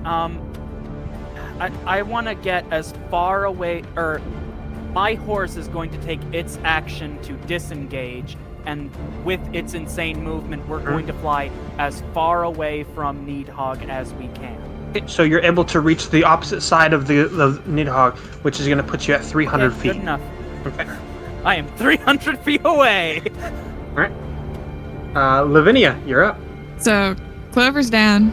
I assume Tanfin is also down. Anfin is not down yet. He is leaning on his trident, but he's not down yet. Oh, jeez. How bad is Don't the boy? kill him. He is pretty bad. He is spitting up blood. He is completely mangled. You can see his entire body is a bruise. You can definitely tell that he is definitely feeling the not having his armor right now. Oh, I forgot about the fucking not having armor. This is so stupid. Oh my god. Well, I honestly think my best course of action is to channel divinity, preserve life, and use that to both bring Clover back up and Don't you to dare. give Tanfin How dare some you? help. I can and I will. You can't stop me. But I'm not going to split it 50-50. I'm going to give Clover 55, and so Tanfin will get 15. Okay. Wait. Sorry. I have to ask this because it might actually change what I'm going to do. Does Clover count as a construct? That is the question that the DM is better attuned to answering than I am. I consider myself to be both elemental and humanoid. Yeah, Clover would be considered a elemental creature. Okay, so not a construct. Great. Then they can correct. still get the life. That's what I was needing to figure out. So that is me action. And then as I don't have a good bonus action, I don't think. Yeah, then I think I am just gonna try and position myself so I am like within reason, like still close to everybody, but the furthest away from the Nidhogg. So you cast your spells and kind of retreat further into the background.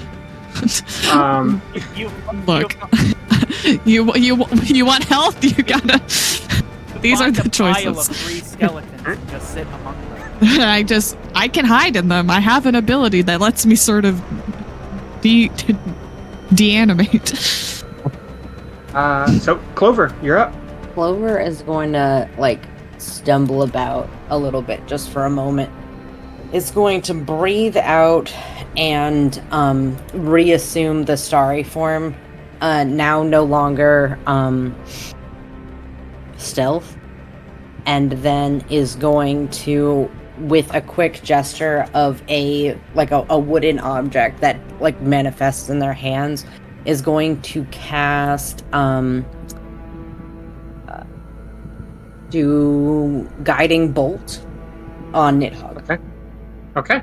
I got a 19 plus a d4. I don't know what its AC is.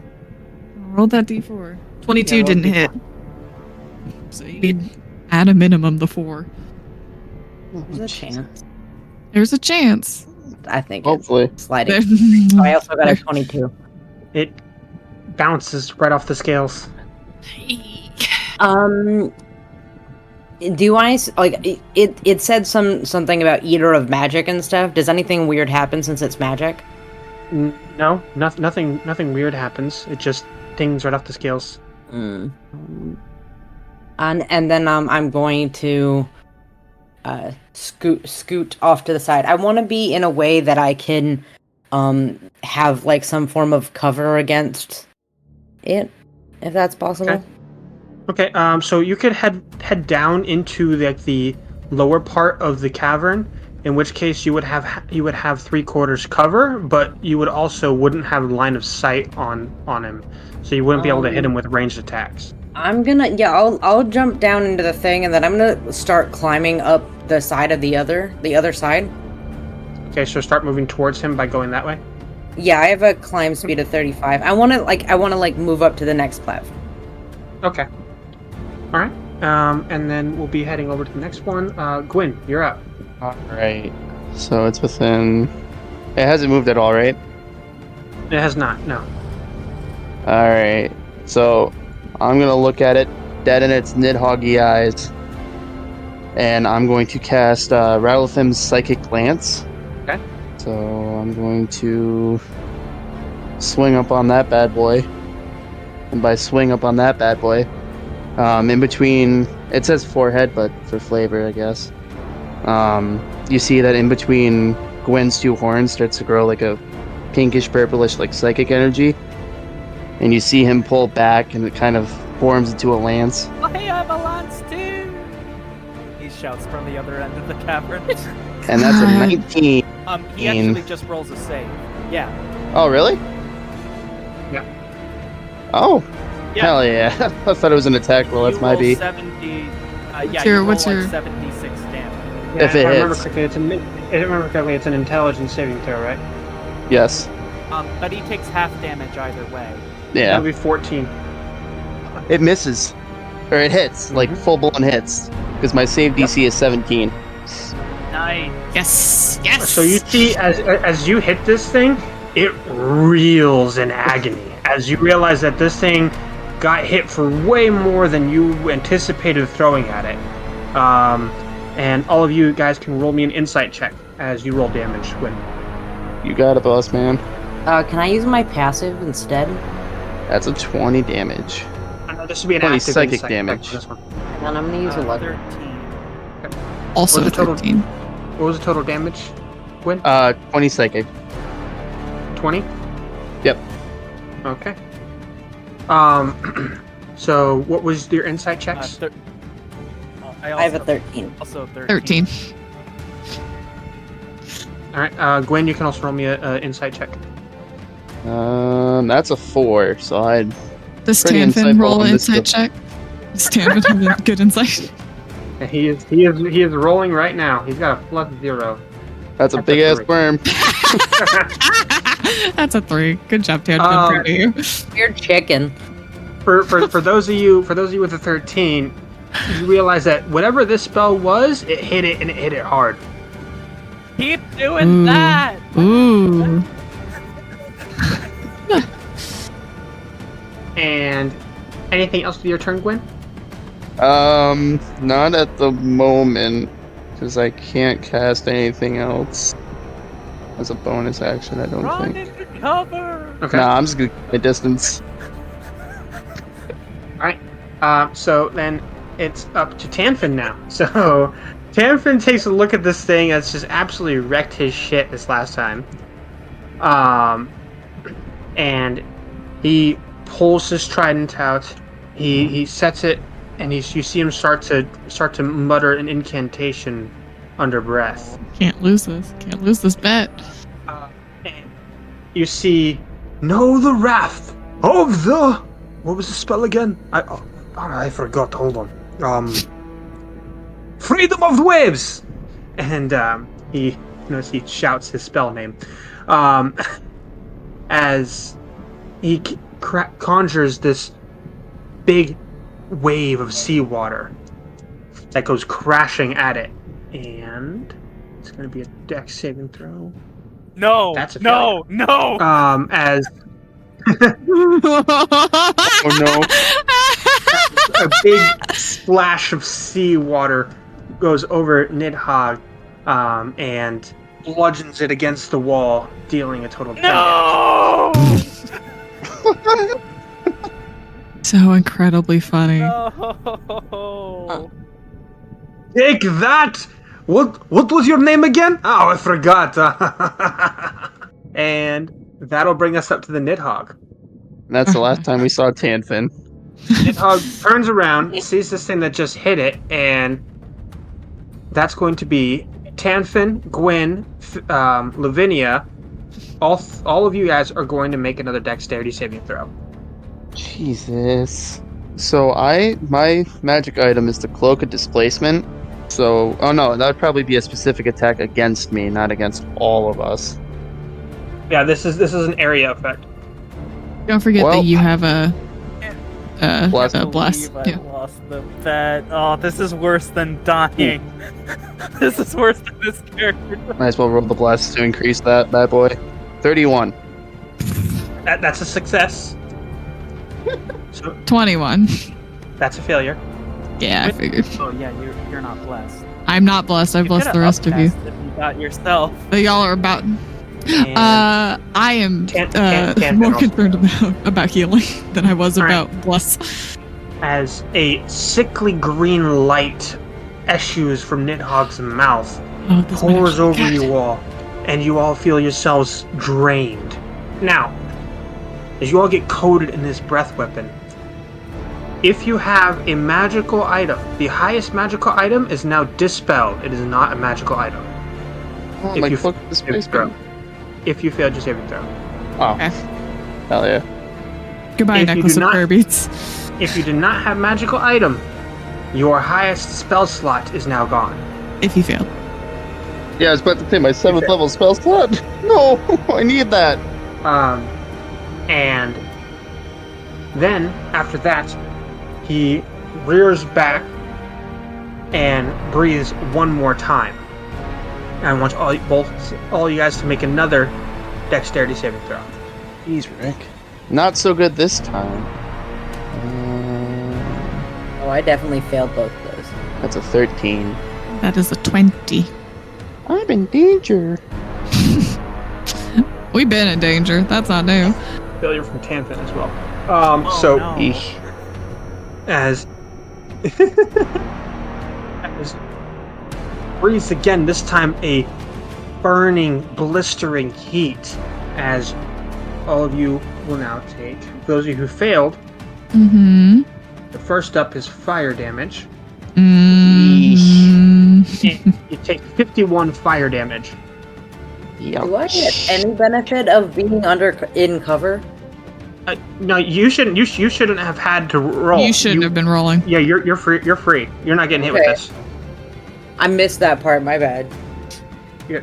And then another 48 acid damage, as you see where Tanfin once stood is now just a puddle of what you assume to be was once flesh, as that completely passes his max and puts him all the way at three death fails.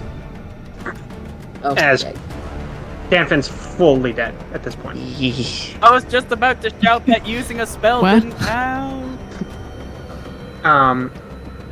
And that is the end of Nidhogg's turn. Just Die! Vinton, you're up. Eight? Vintan?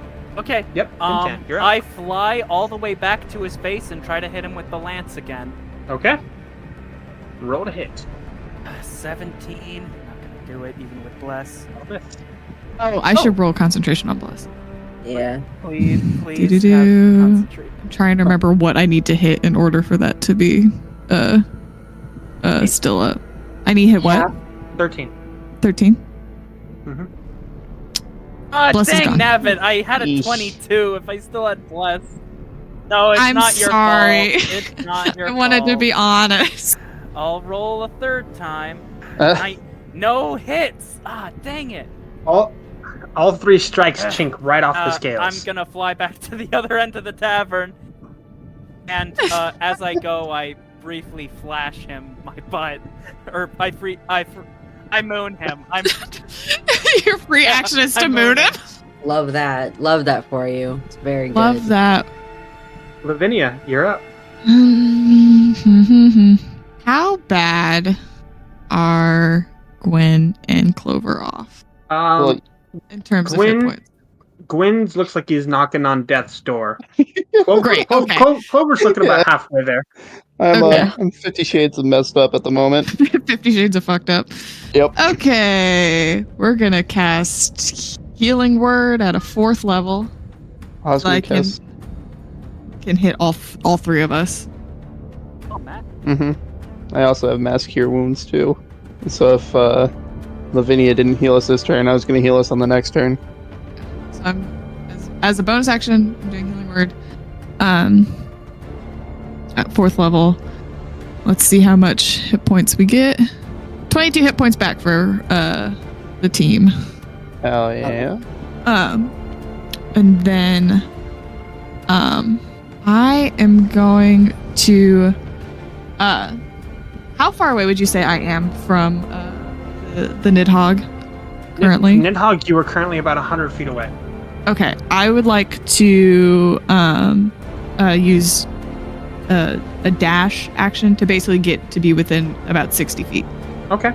So you move up to a point and you're about 60 feet away from it, and with the healing, that should be the end of your turn. Yes, that's it. All right, and that'll bring us to Clover. Clover is going to flick the wand again in Nidhogg's direction, and is going to cast Moonbeam on it at 4th level. Okay. Moonbeam is a DC 18 Constitution save, please. That's a failure. 8, 4d10 radiant damage. Sorry, I have the animation on. I don't know how to change it on D&D Beyond. You're good. It takes 20 radiant damage, and if it's a shape changer, obviously it makes it saving throw at disadvantage, but it also instantly reverts to its original form and can't assume a different form until it leaves the spell's light. Actually, it does not revert to any other form, and on top of that, you hit this thing with a pretty brilliant shot of radiant light, but it doesn't do nearly as much damage as you thought it was going to. That sucks. I don't want to hear that. Yeah, it's a really big worm, right? I kind of put it in the middle of its bulk so that it's like in it. Yeah. All right. So yeah, you hit it, and like I said, it looks like it should have done more than it actually did. It did more than it actually did, or it should have done more? It should have done more than it actually did. Okay, and then as a bonus action, I'm gonna crawl up on the ledge so I can see it and have a line of sight type thing. As a bonus action, I'm gonna move my hand through in the motions of drawing a longbow, and at the point of my finger pointing towards Nidhogg, a bright point of light is gonna appear on that finger there, and I will release the attack. And this is a ranged spell attack, which is a 13 does not hit. Kinks right off the armor once again, right off the scales. And then I'm gonna climb back down the ledge so I am in cover again. Okay. Gwen, that brings us up to you. Alright, cool. So as a boneless action, I'm going to use my gem flight ability. So I'm going to manifest a pair of spectral wings for 1 minute, and then for the duration, I gain a flying speed equal to my walking speed and can hover. Okay. So I'm going to do that. Then I'm going to fly 30 feet, kind of at a left angle from where we are. If that makes sense, kind of that way we're all kind of separated. Okay. And then I'm going to look at the Nidhogg And since he's at 70 feet now instead of a good old-fashioned 100, I can't use Vicious Mockery yet. Okay. But So- I am... Is that what else are you gonna do with your turn? I'm going to cast... Oh, that's 60 feet. That's unfortunate. I guess I'll cast the Lawns again at 5th level. Okay. So he's So he's got to gonna- make... Intelligence saving throw. That is a 26. Yeah, that unfortunately succeeds. So he still takes half, Yep, he takes 8d6 half. which you can just give me the 8d6 since he's vulnerable to psychic. Oh, it's 25. 25 damage. So you see, you reel once again from the psychic damage. This time more prepared for it, but it still just absolutely tears him apart. And that'll be the end of your turn. Tanfin, his turn's up. He's just sitting there as a puddle. Now we're up to Nidhogg. It's not that at all. Okay, Nidhogg at the Be- beginning. Nidhogg begins its turn in the moonbeam, so it takes another Yes. 40-10 damage. 16 Okay. damage. So I think if it's resistant, that's half to 8. Yes, correct. So with that, Nidhogg breathes out slowly as a cloud of yellowish green fog issues out from it, filling the entirety of the cavern. And everyone in the cavern needs to make a Constitution saving throw. Would this be poison? This would be poison. I am immune to poison. I wish I could say the same. That 20, baby! You might. You're now immune to poison. Congrats. Am I rolling this take, one you take no too? damage. Yeah, no, you'd be immune to poison. Oh, it's just Fintan's turn. Sorry for your loss, Fintan. Fintan's taking damage here. To be fair, I don't think Fintan's taken damage yet, so No. the time has come.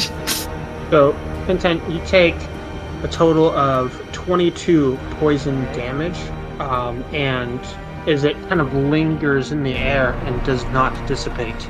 And as that happens, you see the Nidhogg's just focusing on increasing the thickness of the poisonous fog around it. As you're up, Fintan. Okay, third verse, same as the first. I'm gonna fly up and try to hit him with my lance. Okay, One of these times. that'll miss. 28! That hits! Yay! Yeah! And I'll roll for my third attack. A 29! That'll hit! Yes! Okay, I will roll, let's see, Bert, It was Tanfin. He was Yes. giving you bad luck. first, Really? not, hold on. Give me a second, because I have something special.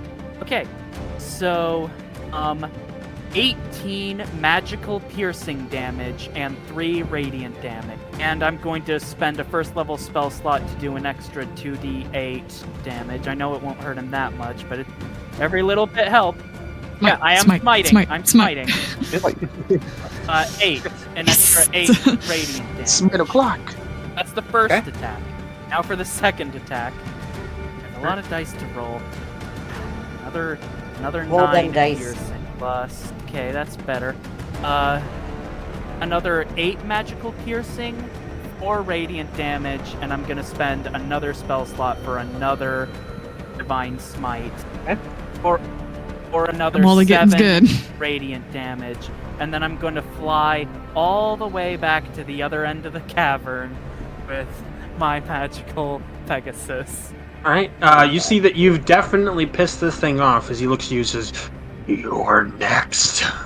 You're going to be just right there with He's your not brother." my brother. Why would you think that? Vinia, you're up. Emotionally, you're kind of like Not brothers. at all. I hated him. He bullied me for Levin- being a homeless orphan. He's not a good person. Uh, Oh, sorry. Man. Lavinia's gonna it's hard. It's really hard. Lavinia's going to hold her amulet to the doll, and raise her hand and just shout, "You cannot harm us!" And she is casting Sword of Fate over the Nidhogg. So that basically means that there is an illusionary sword above the creature's head. Everyone can see it except for him. If he does damage to us, he is going to take a decent quantity of damage. Okay. Is there a saving throw against that? Nope, it just happens. Cool. If he does damage, it just happens.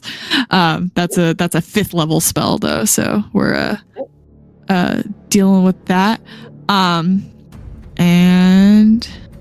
I think that's all I'm able to do because I can't also heal. Unless I use another channel divinity, which I think I need to save until somebody's a little bit more worse off than we currently are. So yeah, I think that's it. Okay. And that'll bring us back up to Clover. You're up. I want to move so I'm on the ledge below the worm instead. Okay. So zoom around so I can get a little bit closer. I don't know what distance I am at this point. Yeah, I mean, right now with where you're at right now and looking at that ledge, it's about 50 feet. Okay. I have a 45 movement speed, so I'm gonna get almost across it. I want to get as close to cover as I can again. Okay. And then I'm going to cast Erupting Earth. Okay. Where the worm is. I want to kind of hit him from the side a little bit. And I would like a Dexterity 18 saving throw. Okay. And that is a nat 1 for a 2. Yeah. Lens. He's a chunky boy. He's not very dexterous. That makes sense. Yeah. 29 bludgeoning damage. Okay. And the ground in the area, which is a 20-foot cube, becomes difficult terrain. Okay. As the ground decides to erupt, throwing rocks right back at him. All right. And then I will draw my hand through the stars on my chest again to shoot another a star arrow. How close am I to this guy, real quick? At this right now you're about 10 feet away. Oh, I'm 10 feet away from him? Yeah, because you moved up from the spot where you were at on the edge when you got up feet, so now you're about 10 feet away here, and then the rest of your action would be, the rest of your movement would be getting back to that hidden spot. Excellent. Yes, then I will shoot at him with my star bow as well. Okay. And that's a 17 hit. That'll miss. It chinks right off the scales again. Alright. And that brings us up to Gwyn. You're up. So I'm going to move 10 feet closer, so that way he's within 60 feet of me. Okay. I'm going to look him yet again in his Nidhoggy eyes, and I'm going to say, Tanfin had a bigger worm than you, bud, and cast Vicious Mockery. Okay. That's a wisdom saving throw? Yep, wisdom saving throw. Take 1d4 psychic it'd be 3d4 in this case. That is a 2 for a 9. That fails. That's a lot of wisdom. So it's going to take 3d4 psychic damage and have disadvantage on the next attack roll it makes before the end of its next turn. So that is a total of 10 damage. 10 psychic damage. Yep, so it takes 20. And do you do anything else with your turn? As he kind of just reels back and says, it's not true! It's not true! Unless I can cast Vicious Mockery again, since it was a cantrip, but I don't think I can. And that brings us back up to Tanfin, who is still a puddle on the ground. And then up to Nidhogg. Look, I can't help him when he's a puddle. I can't right now. So I'm not gonna harm you, huh? And he breathes his breath weapon again. So as a reaction, I'm going to cast still. Actually, no, he's already got disadvantage. Never mind. I'm Well, gonna this hold isn't an attack. This breath weapon's not an attack. So right. A breath weapon. yeah. Yeah, because I know Um, Dragonborn breath weapons are attacks because they deal damage. So everyone else is gonna make that dexterity saving throw again, Ouchies oochies. and Who that is going to be Gwyn and Finton who make that Me? dexterity I'm saving throw. 300 feet away. That's a Yep. that's That's a okay. Dang. that's a Yep, 15 for me, dexterity bud. save? Okay, at least Correct. He's about You to do have take- it. I am going to give you advantage since you are at the I end of already his have range. advantage. So 23. It's a thought that counts. That's a 20. failure. Yeah, I rolled a Fails? 15. Yeah, by 2. Oof. It's been an honor. So as the Sure. most potent of your magical items is now dispelled. It is just a standard item. Oh, that's fine, I guess. And if you don't have a magical item, then it takes away your highest spell slot. Good thing it just got rid of my my cloak. Is now just a lance. Now just a lane. I lost my All prayer right. bead, so I feel that. Yeah, I lost my It's, cloak of his displacement. range is 300 feet? Yes. It's a big lizard. It is big. It's a big baby. Big bad. And he, realizing that he can't actively harm you, is going to end his turn there. I don't like the sounds of that one. And Finton, that brings us up to you. I'm sorry. That was the Gnawing Doom's turn, right? Yes, correct. Okay. Is he still inside my moonbeam? Yes, he is. He has not moved, not a single bit. He will take the halved damage is 12. Okay, and that brings us up to you. Guess Fintan. I'll fly over and do 3 more strikes with my regular lance. Oh, now I get a nat 20. Sorry for laughing. But that's just how it goes sometimes, you know. At least the second one missed. And Well, shit. third one is a nat 1, so I guess that evens out.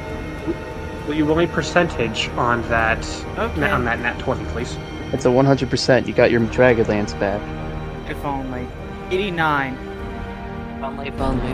You feel the arcane energy within you swell as it takes your 3 highest spell slots from you and rekindles the magic within Nice! the dragon slaying Oh! lance. Right Who on needs that spell crit. slots? My 4th level and my 2 third levels.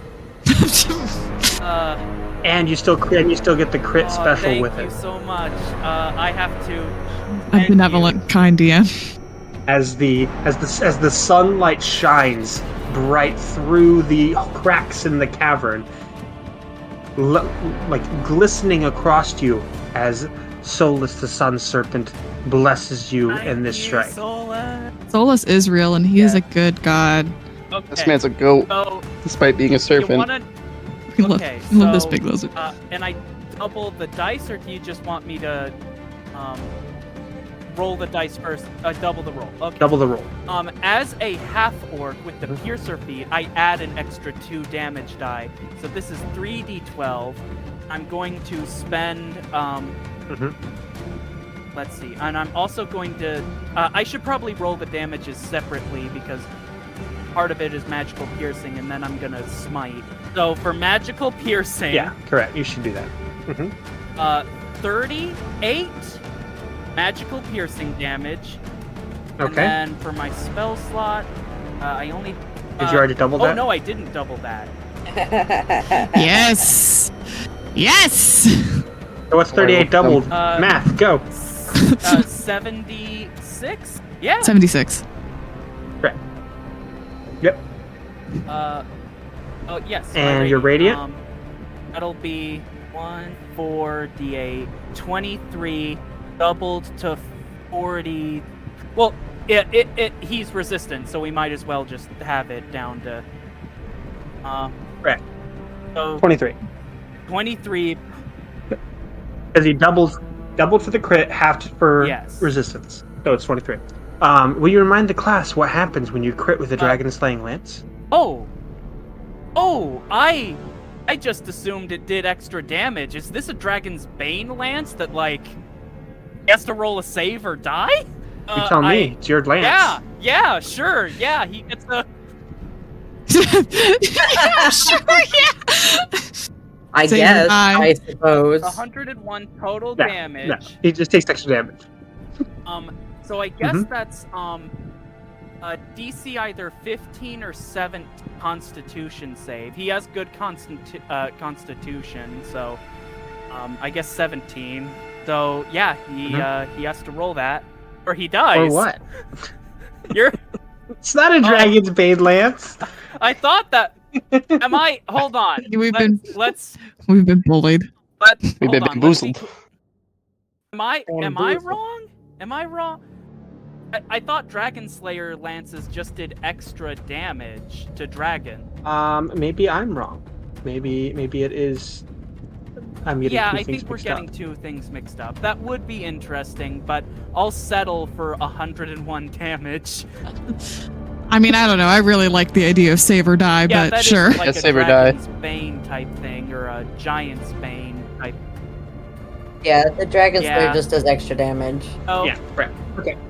So he does not save or die, Yeah. but he does reel back in agony as single-handedly the biggest hit that he's taken since so far, and his attention is now all on you as he goes up onto his legs, standing up for the first time, and looks like he's getting ready to move I'm directly going to towards fly you. out of the cave. My full 600 feet of movement that I have with the horse. So you fly all the way to the furthest point you can as you take a look to your right as you finally catch a second to rest, and you see the adamantine armor leaned up against the wall. We probably won't put it on, but on principle.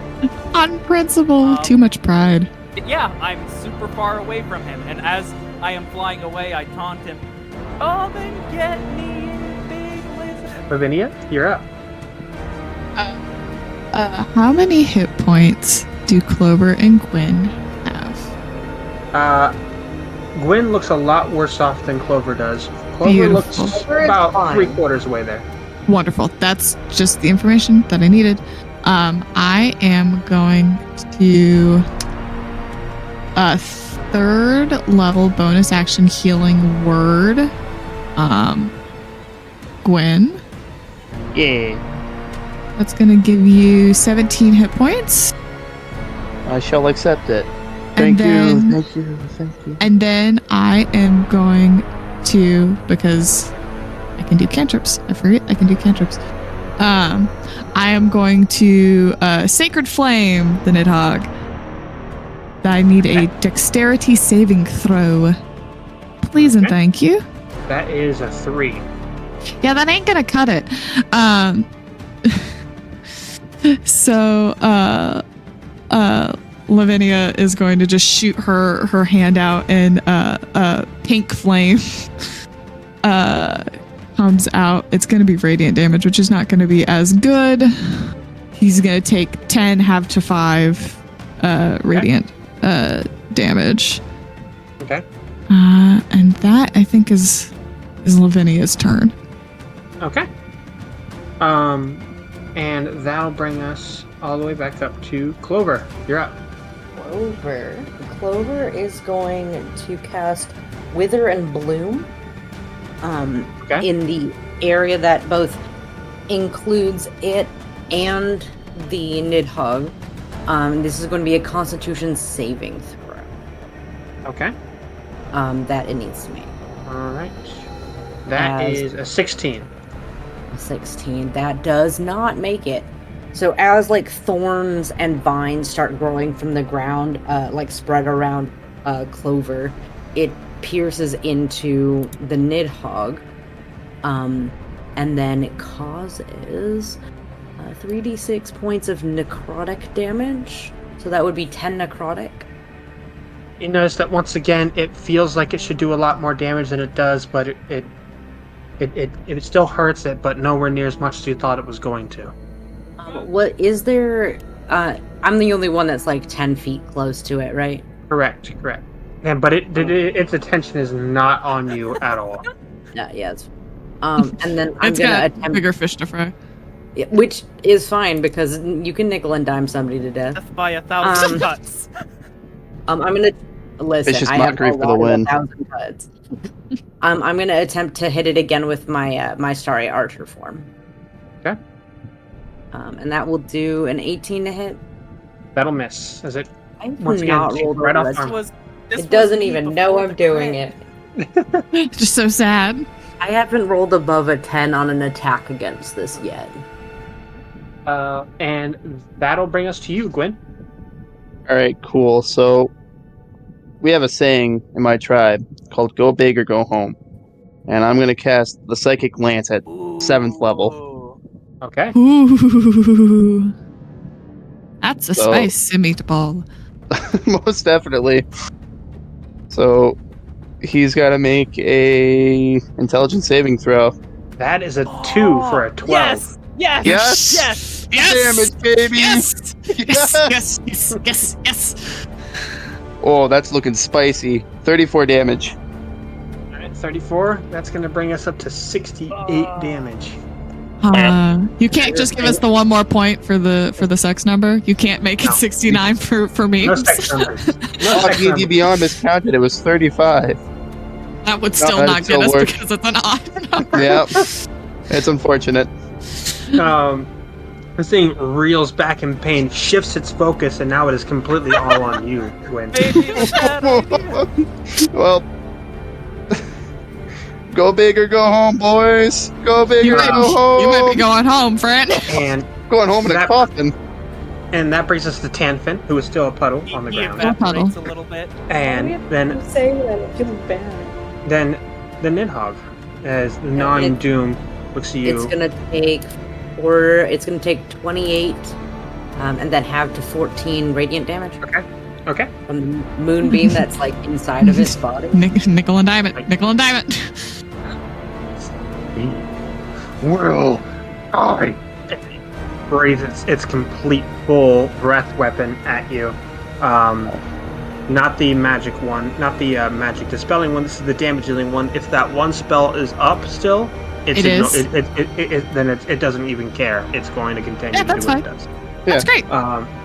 And that'll be a total of 62 fire damage. Oh, I don't make a save or anything? Yeah, you make your dexterity saving throw. Alright, cool. I was about to be like, if I just took 64 fire damage, this is no bueno. AC 25. Eesh, that's a 10. I'm done. Catch you Still guys later. Gwen. Rip Gwen. And Wait, that'll put you at -10. So if this puts, sorry, go ahead. you got a 10, right? Correct. I did, yes. Yeah, okay, there's nothing I can do with that. So An attempt was made. if this next damage roll, which is acid, puts you over -50, so if I roll over 40 damage here, that's going to put you with one failure already on the board. Oh boy. And that's going to be 47 acid damage. So you already have one death fail. Excitement! Yay. And what does it do for its damage from that spell? Lavinia.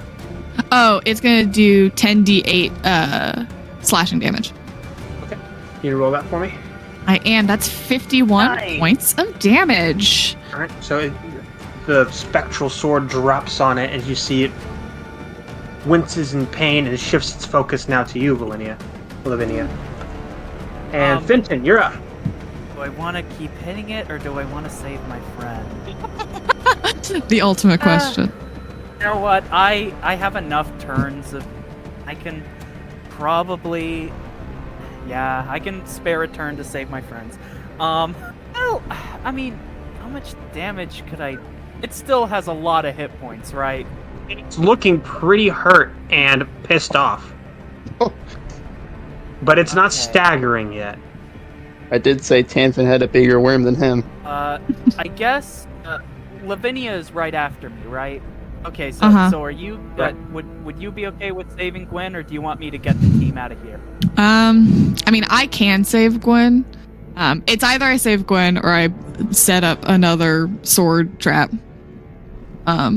So Whichever I guess we think is more beneficial in the long term. Not that I don't think saving Gwen's beneficial, but you get I what I think mean. I'll save Gwen just for this turn. I'm gonna fly with Yeah. 800 feet of movement. Using my hasted action, I'm gonna grab Gwen and then fly back out where I was and use my action for lay on hands and give him. Let's see, how much lay on hands do I want to give him? I have 70. I'll give you 40 hit points. Hell yeah. So does that bring me And back you up? are as far out of the cave as Yes, it does. I was able to fly. Yep. So you're back near the adamantine armor again. Wake up! Wake up! Wake up! Wake up! At 80. Oh, God, no, is that but, you? I mean, I know a god. oh, That that hurts. And Lavinia, it is your turn. Sword trap. I'm casting Sword of Fate again, with the same statement of, you cannot harm us. And then I'm going to, because it looks like it wants to move towards us, I'm gonna move back. And during that, so I'm gonna cast that and then move back, and that'll be my turn. And that'll bring us up to Clover. You're up. Alright. I am going... I think what I'm going to do is I'm going to take as an action, I'm going to move the radiant, the moonbeam out of its body and then back into its body. Okay. Which will trigger another damage from that. Okay. And then so that's 21 half to 10 radiant damage. And then I am going to cast Healing Spirit, ending the moonbeam. In basically a location within 60 feet of me that I think that people can move through. A small like ferret shows up there and just is like throwing sparkles in the air like it's magical. That's so cute. It has popsicles. Oh, hell yeah. You had me at popsicles, I'm in. Love this ferret. If a creature moves into the space for the first time on its turn or starts its turn there, I can heal it. This is good. I like this. Gwyn, you're up. Unfortunately, this doesn't, I don't believe, work on the undead. That is Gwen? unfortunate. Oh yeah, so goodbye. Yeah. How far away is the Nidhogg from Fintan and I? 400 feet. If In you, the cave. Yikes. if you want, you could just hold your action until I get close to cast the spell. You could, sit on the back of... if I were smarter, I would have thought of this before. You could just sit on the back of Arrow here, and we could, zip back and forth. That's a mighty fine point you have there, Fintan. And I'm gonna climb on the back of Arrow and hold my action until we get close enough. I probably should have been doing something like this from the start. So, Lavinia, you see a hand thrust up out of the puddle and elbow its way out of the water. As you can see, the head No. of Benson starts to appear out of the puddle of the water.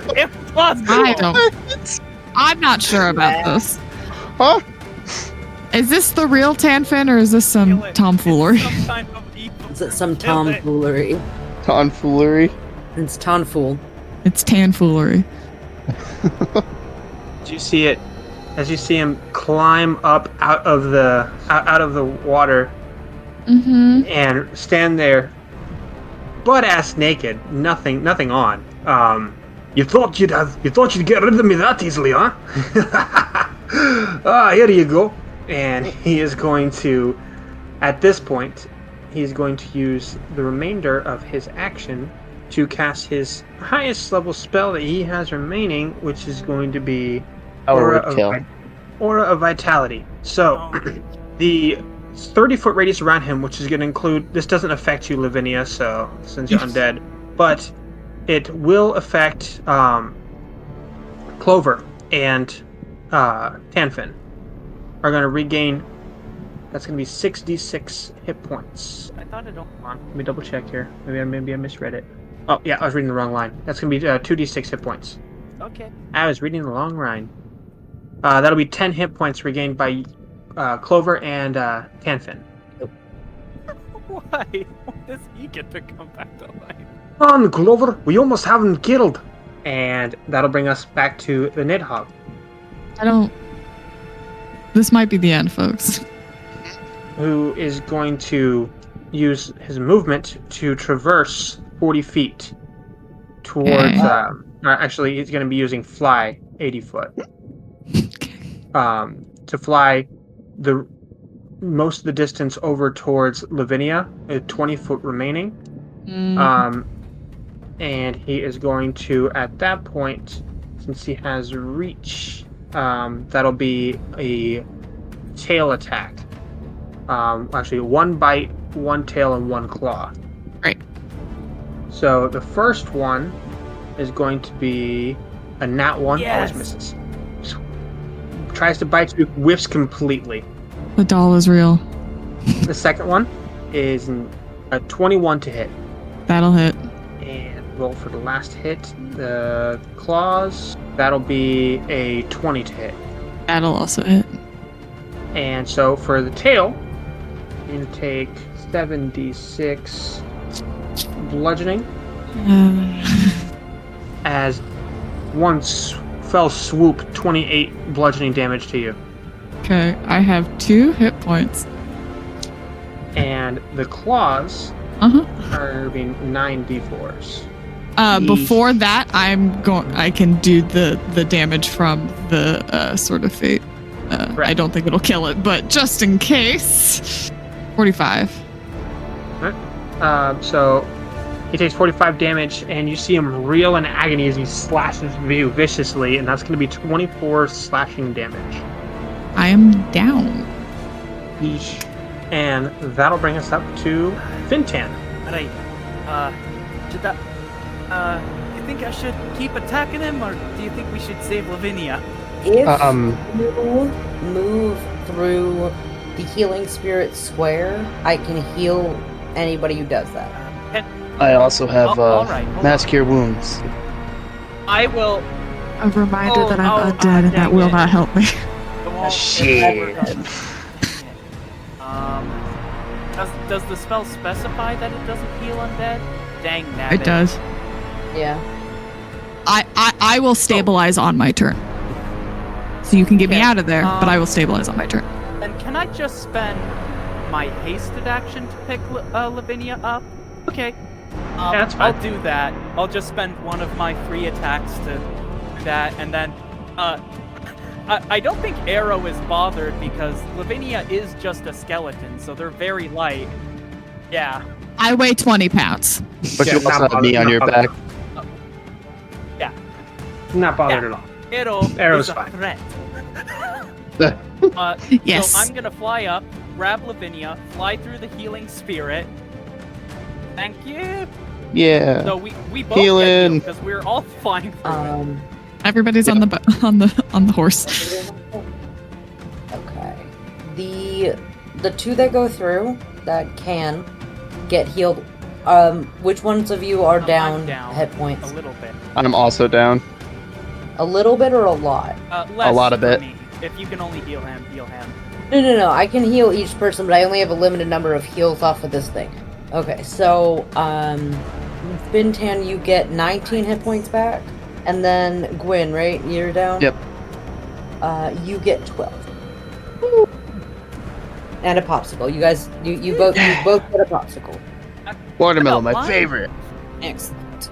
Yeah. Well, lime's Anyway, pretty good. I'm gonna stab this guy twice. They get. And while you does stab give him. a popsicle to Lavinia. It doesn't do anything. Doesn't do anything. It just melts on her. Just a popsicle No. sitting on Lavinia's head. Yeah. It's in my eye socket, just sort of like 17. which melting. won't hit. 23. That'll miss. That you find your mark, See, skewer just right have to into hit it. the same wound again. I would also like to point out that I held my action until we got Sorry, close. I'm rolling damage right now. Oh no, you're fine, because I was gonna vicious mock it. 27 piercing damage, and then I'm gonna spend another Okay. spell slot, so do another 17 damage radiant, so half of that for Okay. and then I will fly back out. Right. And you held your action. Yep, I waited till Fintang got close, and then Okay, once we right. got close enough, I'm gonna look at the Nidhogg and say, "Your mother was an earthworm, and your father was just the dirt she laid in," and cast Vicious Mockery. Wisdom saving throw. I'm really loving these. That's a 21. Well, that saves, and I rolled the dice on accident because I'm a schmuck. Yeah, they don't take any damage, unfortunately. It was 5 damage from Vicious Mockery. Falsehoods! Falsehoods! My mother was a human, and my father a god. Gross. Your poor mother. Gross. On the And scale of the that'll- nastiest things I've heard today. And that brings us to Lavinia. I stabilize. Woohoo! Because I have the periaptive wound closure, so I stabilize Nice. automatically on my turn. Hell yeah. Let's see. I'm gonna look and see if it. Oh, lay on hands can work on creatures. That's nice. I guess I'll get you up on my turn. And that brings us to Clover. You're up. Right. Clover is... It moved, right? It did. It is currently now about 70 feet away from you. I'm going to cast a crossbow at The it. best spell, crossbow. Good spell. That's a good spell list. Oh, not knocking. That's A 20 does not hit. Crossbow, you're useless. And I am going to shoot it with my my archery bow again. Like all through this, like Clover hasn't really managed to hit, but isn't like it seems totally fine with that. That's normal and okay. I got a 30 nice. with a That'll nat hit. 20. Percentage on the nat 20, please. Say that. Please kill it. Roll percentage for the nat 20, please. Please someone kill it and then get me to somebody who can help me at it. I got a. Someone ask the doll nicely. I got an 83. So you notice that the entire cavern dims as little tendrils of starlight fill the area and kind of ebb and flow around you as arcane energy swirls into your starry constellation bow. And as it does, you hear a woman's voice, and you hear, "The realm of Moonshadow is at your beck and call. Twilight is here now." And triple the damage off of that, please. Oh, triple the damage? Okay, do you want me to re-roll it? Yes, please. This is doing things to me emotionally. Okay, so nine times... Triple instead of, like, double? Or Yes, triple instead of double. the double? Triple Say that instead again? of double. Triple instead of double. Thank you. 17, radiant, I believe. Okay. I'm just double-checking something real quick. It's ignoring resistance here.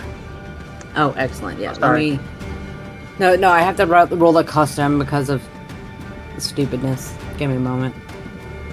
D8s. Yeah. Don't worry about I having know. this one because it's ignoring resistance here. Excellent, 18. Okay, so actually this 23 radiant total? damage. Mm-hmm. Okay. And that's already tripled? Yeah, I rolled 3d6s. Or 3d8s. Okay. So, yeah, and then the room slowly starts to shift back from the star-filled darkness as that ends your turn. And we head over to Gwen. You're up. Alright. How close is the Nidhogg? From where you headed, he headed back out again, so you're at 400 feet again. Cool. So I'm going to hold my action until we get close again. And that'll bring us to Tanfin. This slime, disgusting. I'm so mad about it because I was saving my 7th level to potentially Do save not. him at the He end is of not this. worth spells. Follow my tribe's motto: go big or go home. Lavinia was this nice, positive skeleton.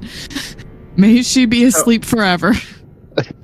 So he is going to throw his trident at Nidhogg. No! And that'll hit. As he throws it and skewers it right in the center of the face. And you notice that the Nidhogg barely even notices that the trident is there. He looks around, realizes he just threw his main weapon and his spellcasting focus. And that'll be the end of his turn as we head over to the Nidhogg. And Nidhogg takes looks around everyone and finds Tanfin and Clover that are still up in here. And is going to once again breathe in and then do a deep breathe out for the breath weapon. And that'll be just focused on you, Clover. And that's going to be a dexterity saving throw.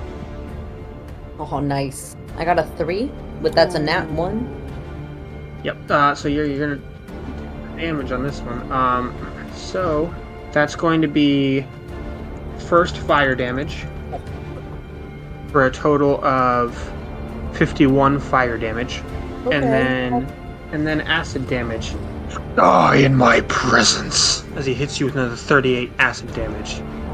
I throw a bird at him from somewhere within my body, and tell him to go fuck himself. And that'll bring us up to Fintan. Is Clover still Yeah. alive? Oh, wow! Clover is up and kicking. Hell yeah. Clover did literally threw like a bluebird at it, because that's how you give somebody a bird. Okay, I guess if you're still alive, then, do you want me to pull you out or no? It's all good. If I die here, I die here. It is. Alright, Clover's on a mission.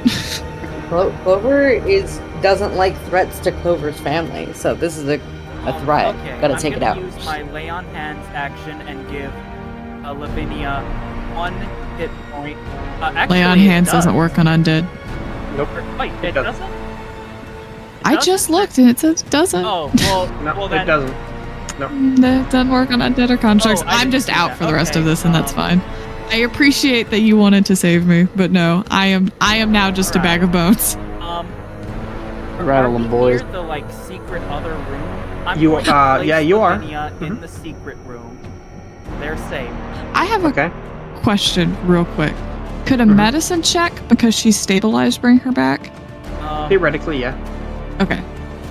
I'm not saying you need to do that. I'm just was curious if that was a thing that was possible. I don't think Fintan would know.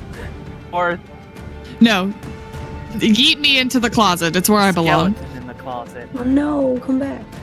Vintan's hiding. Yep. The skeleton's in your closet. We'll quite come literally. back and try to do something next round, and then I fly and do my 3 attacks on Nidhogg. I noticed the weird.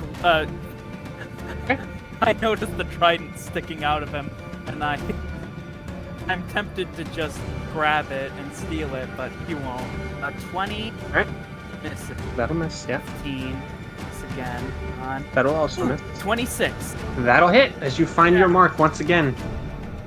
Right in Let's between the see, scales. and then I'm not going to spend another spell slot for Divine Smites. I'm all out. So 29 piercing damage, but I do get 1 d8 of radiant. And an extra 8 radiant damage, which is cut down to 4, and then fly back out. Since I was off there. You held your action too. Correct. And you can tell that after those 3 strikes, after the 1 strike that actually hit, that the Nidhogg Gnawing Doom is actually looking pretty worse for wear. Oh, don't worry. He's about to get a whole lot worse because I have a 6th level spell called Ralithim's Psychic Lance. Lance is so good. Love it. It really is. Please, Gwen, please commit a dragon crime. Yeah. Dragon on dragon crime. the news doesn't report about. I want you to know about Dragon on Dragon Crime. I was hoping to kill it with vicious mockery because I think that would You be can replay absolutely It would be very Still hysterical. insult him. But the psychic. Yeah, just I mean, insult this is him. true, but I'd rather deal the psychic damage with it. You know, That is a 25. that makes it. Takes half. But it's psychic damage too, so it's 32 damage. So he reels back in pain as this thing is completely bloodied, barely limping forward. And you can see that its whole entire body is starting to swell with arcane energy. As you hear him say, If I'm going out, you're all going with me. Oh no! and that'll bring us up to Lavinia, who is in a closet, He's in a closet, and that's where she shall remain. and Clover. You're up. Clover is having a moment with himself. They're gonna I'm gonna move towards the healing the healing spirit. I should be able to make it. Yeah, you make it all the way over there. I am going to give myself 15 hit points back by walking into its area. And get a grabbing popsicle.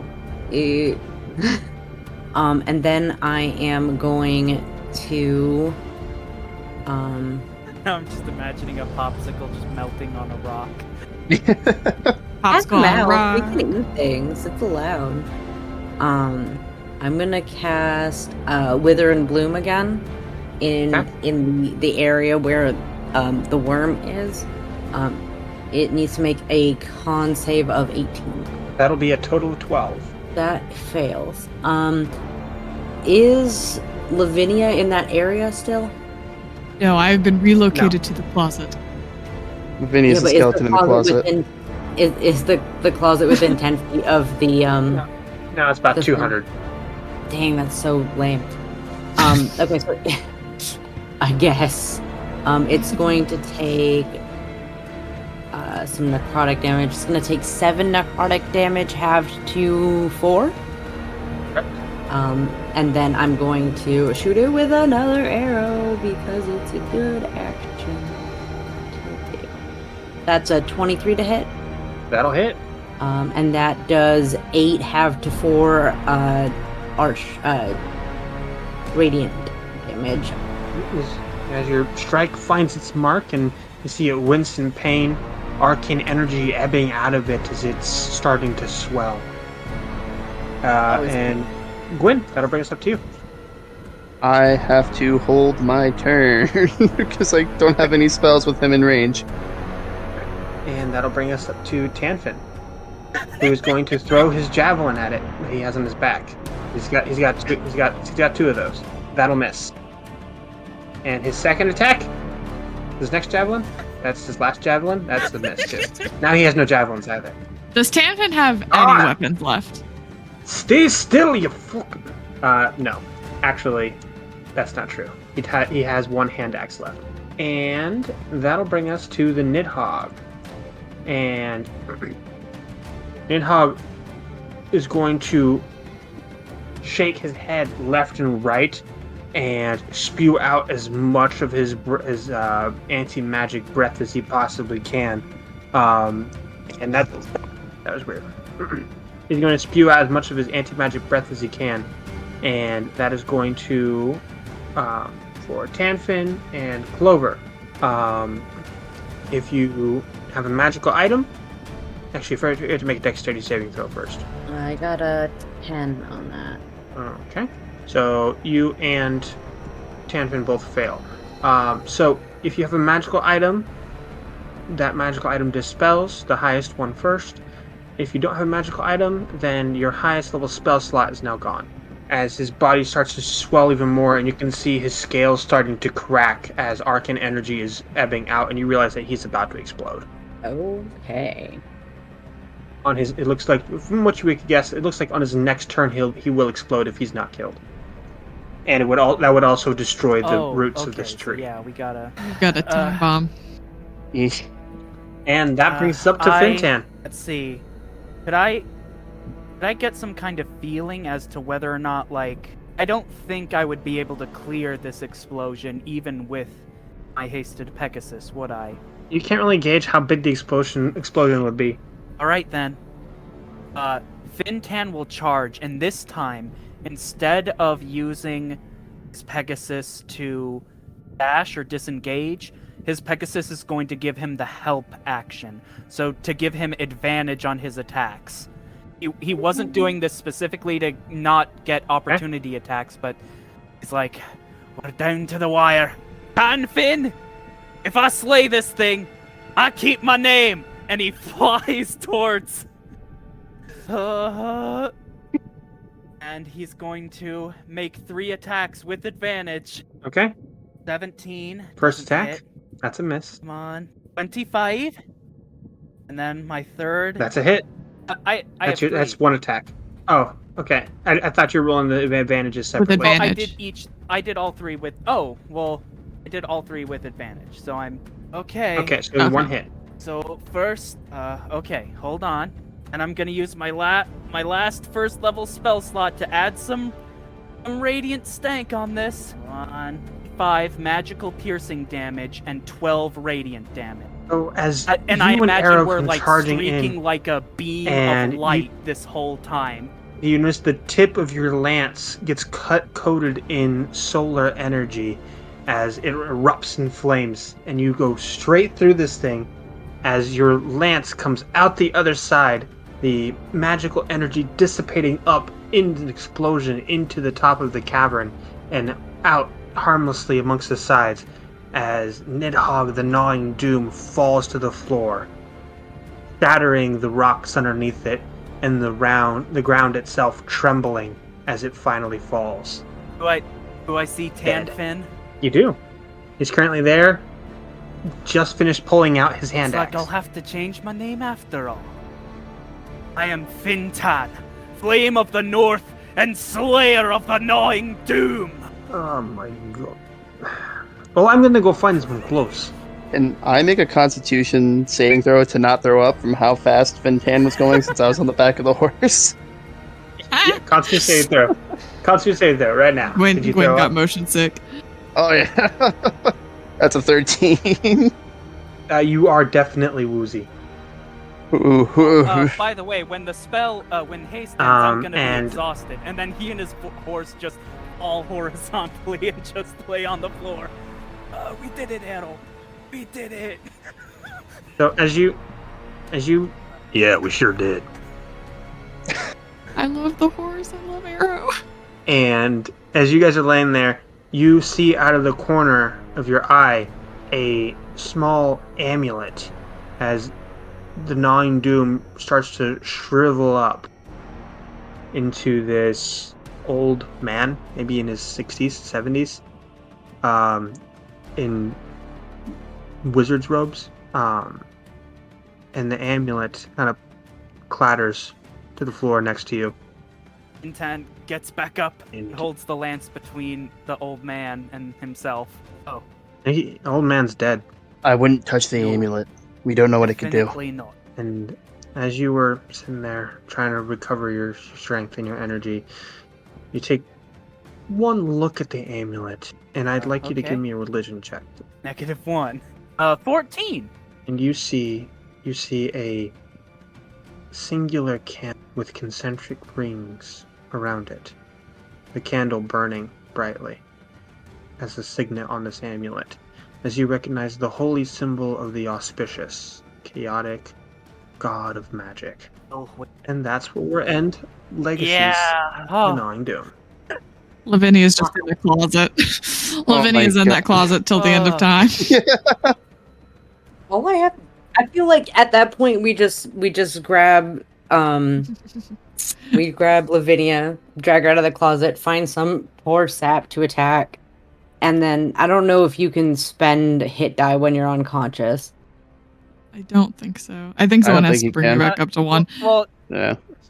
It's just a medicine check. I'm sure somebody somewhere Yeah. can do Oh, that. yeah, no, I can fully do a medicine check.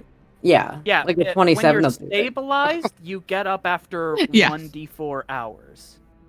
At 1 hit point. So Okay, well, yeah.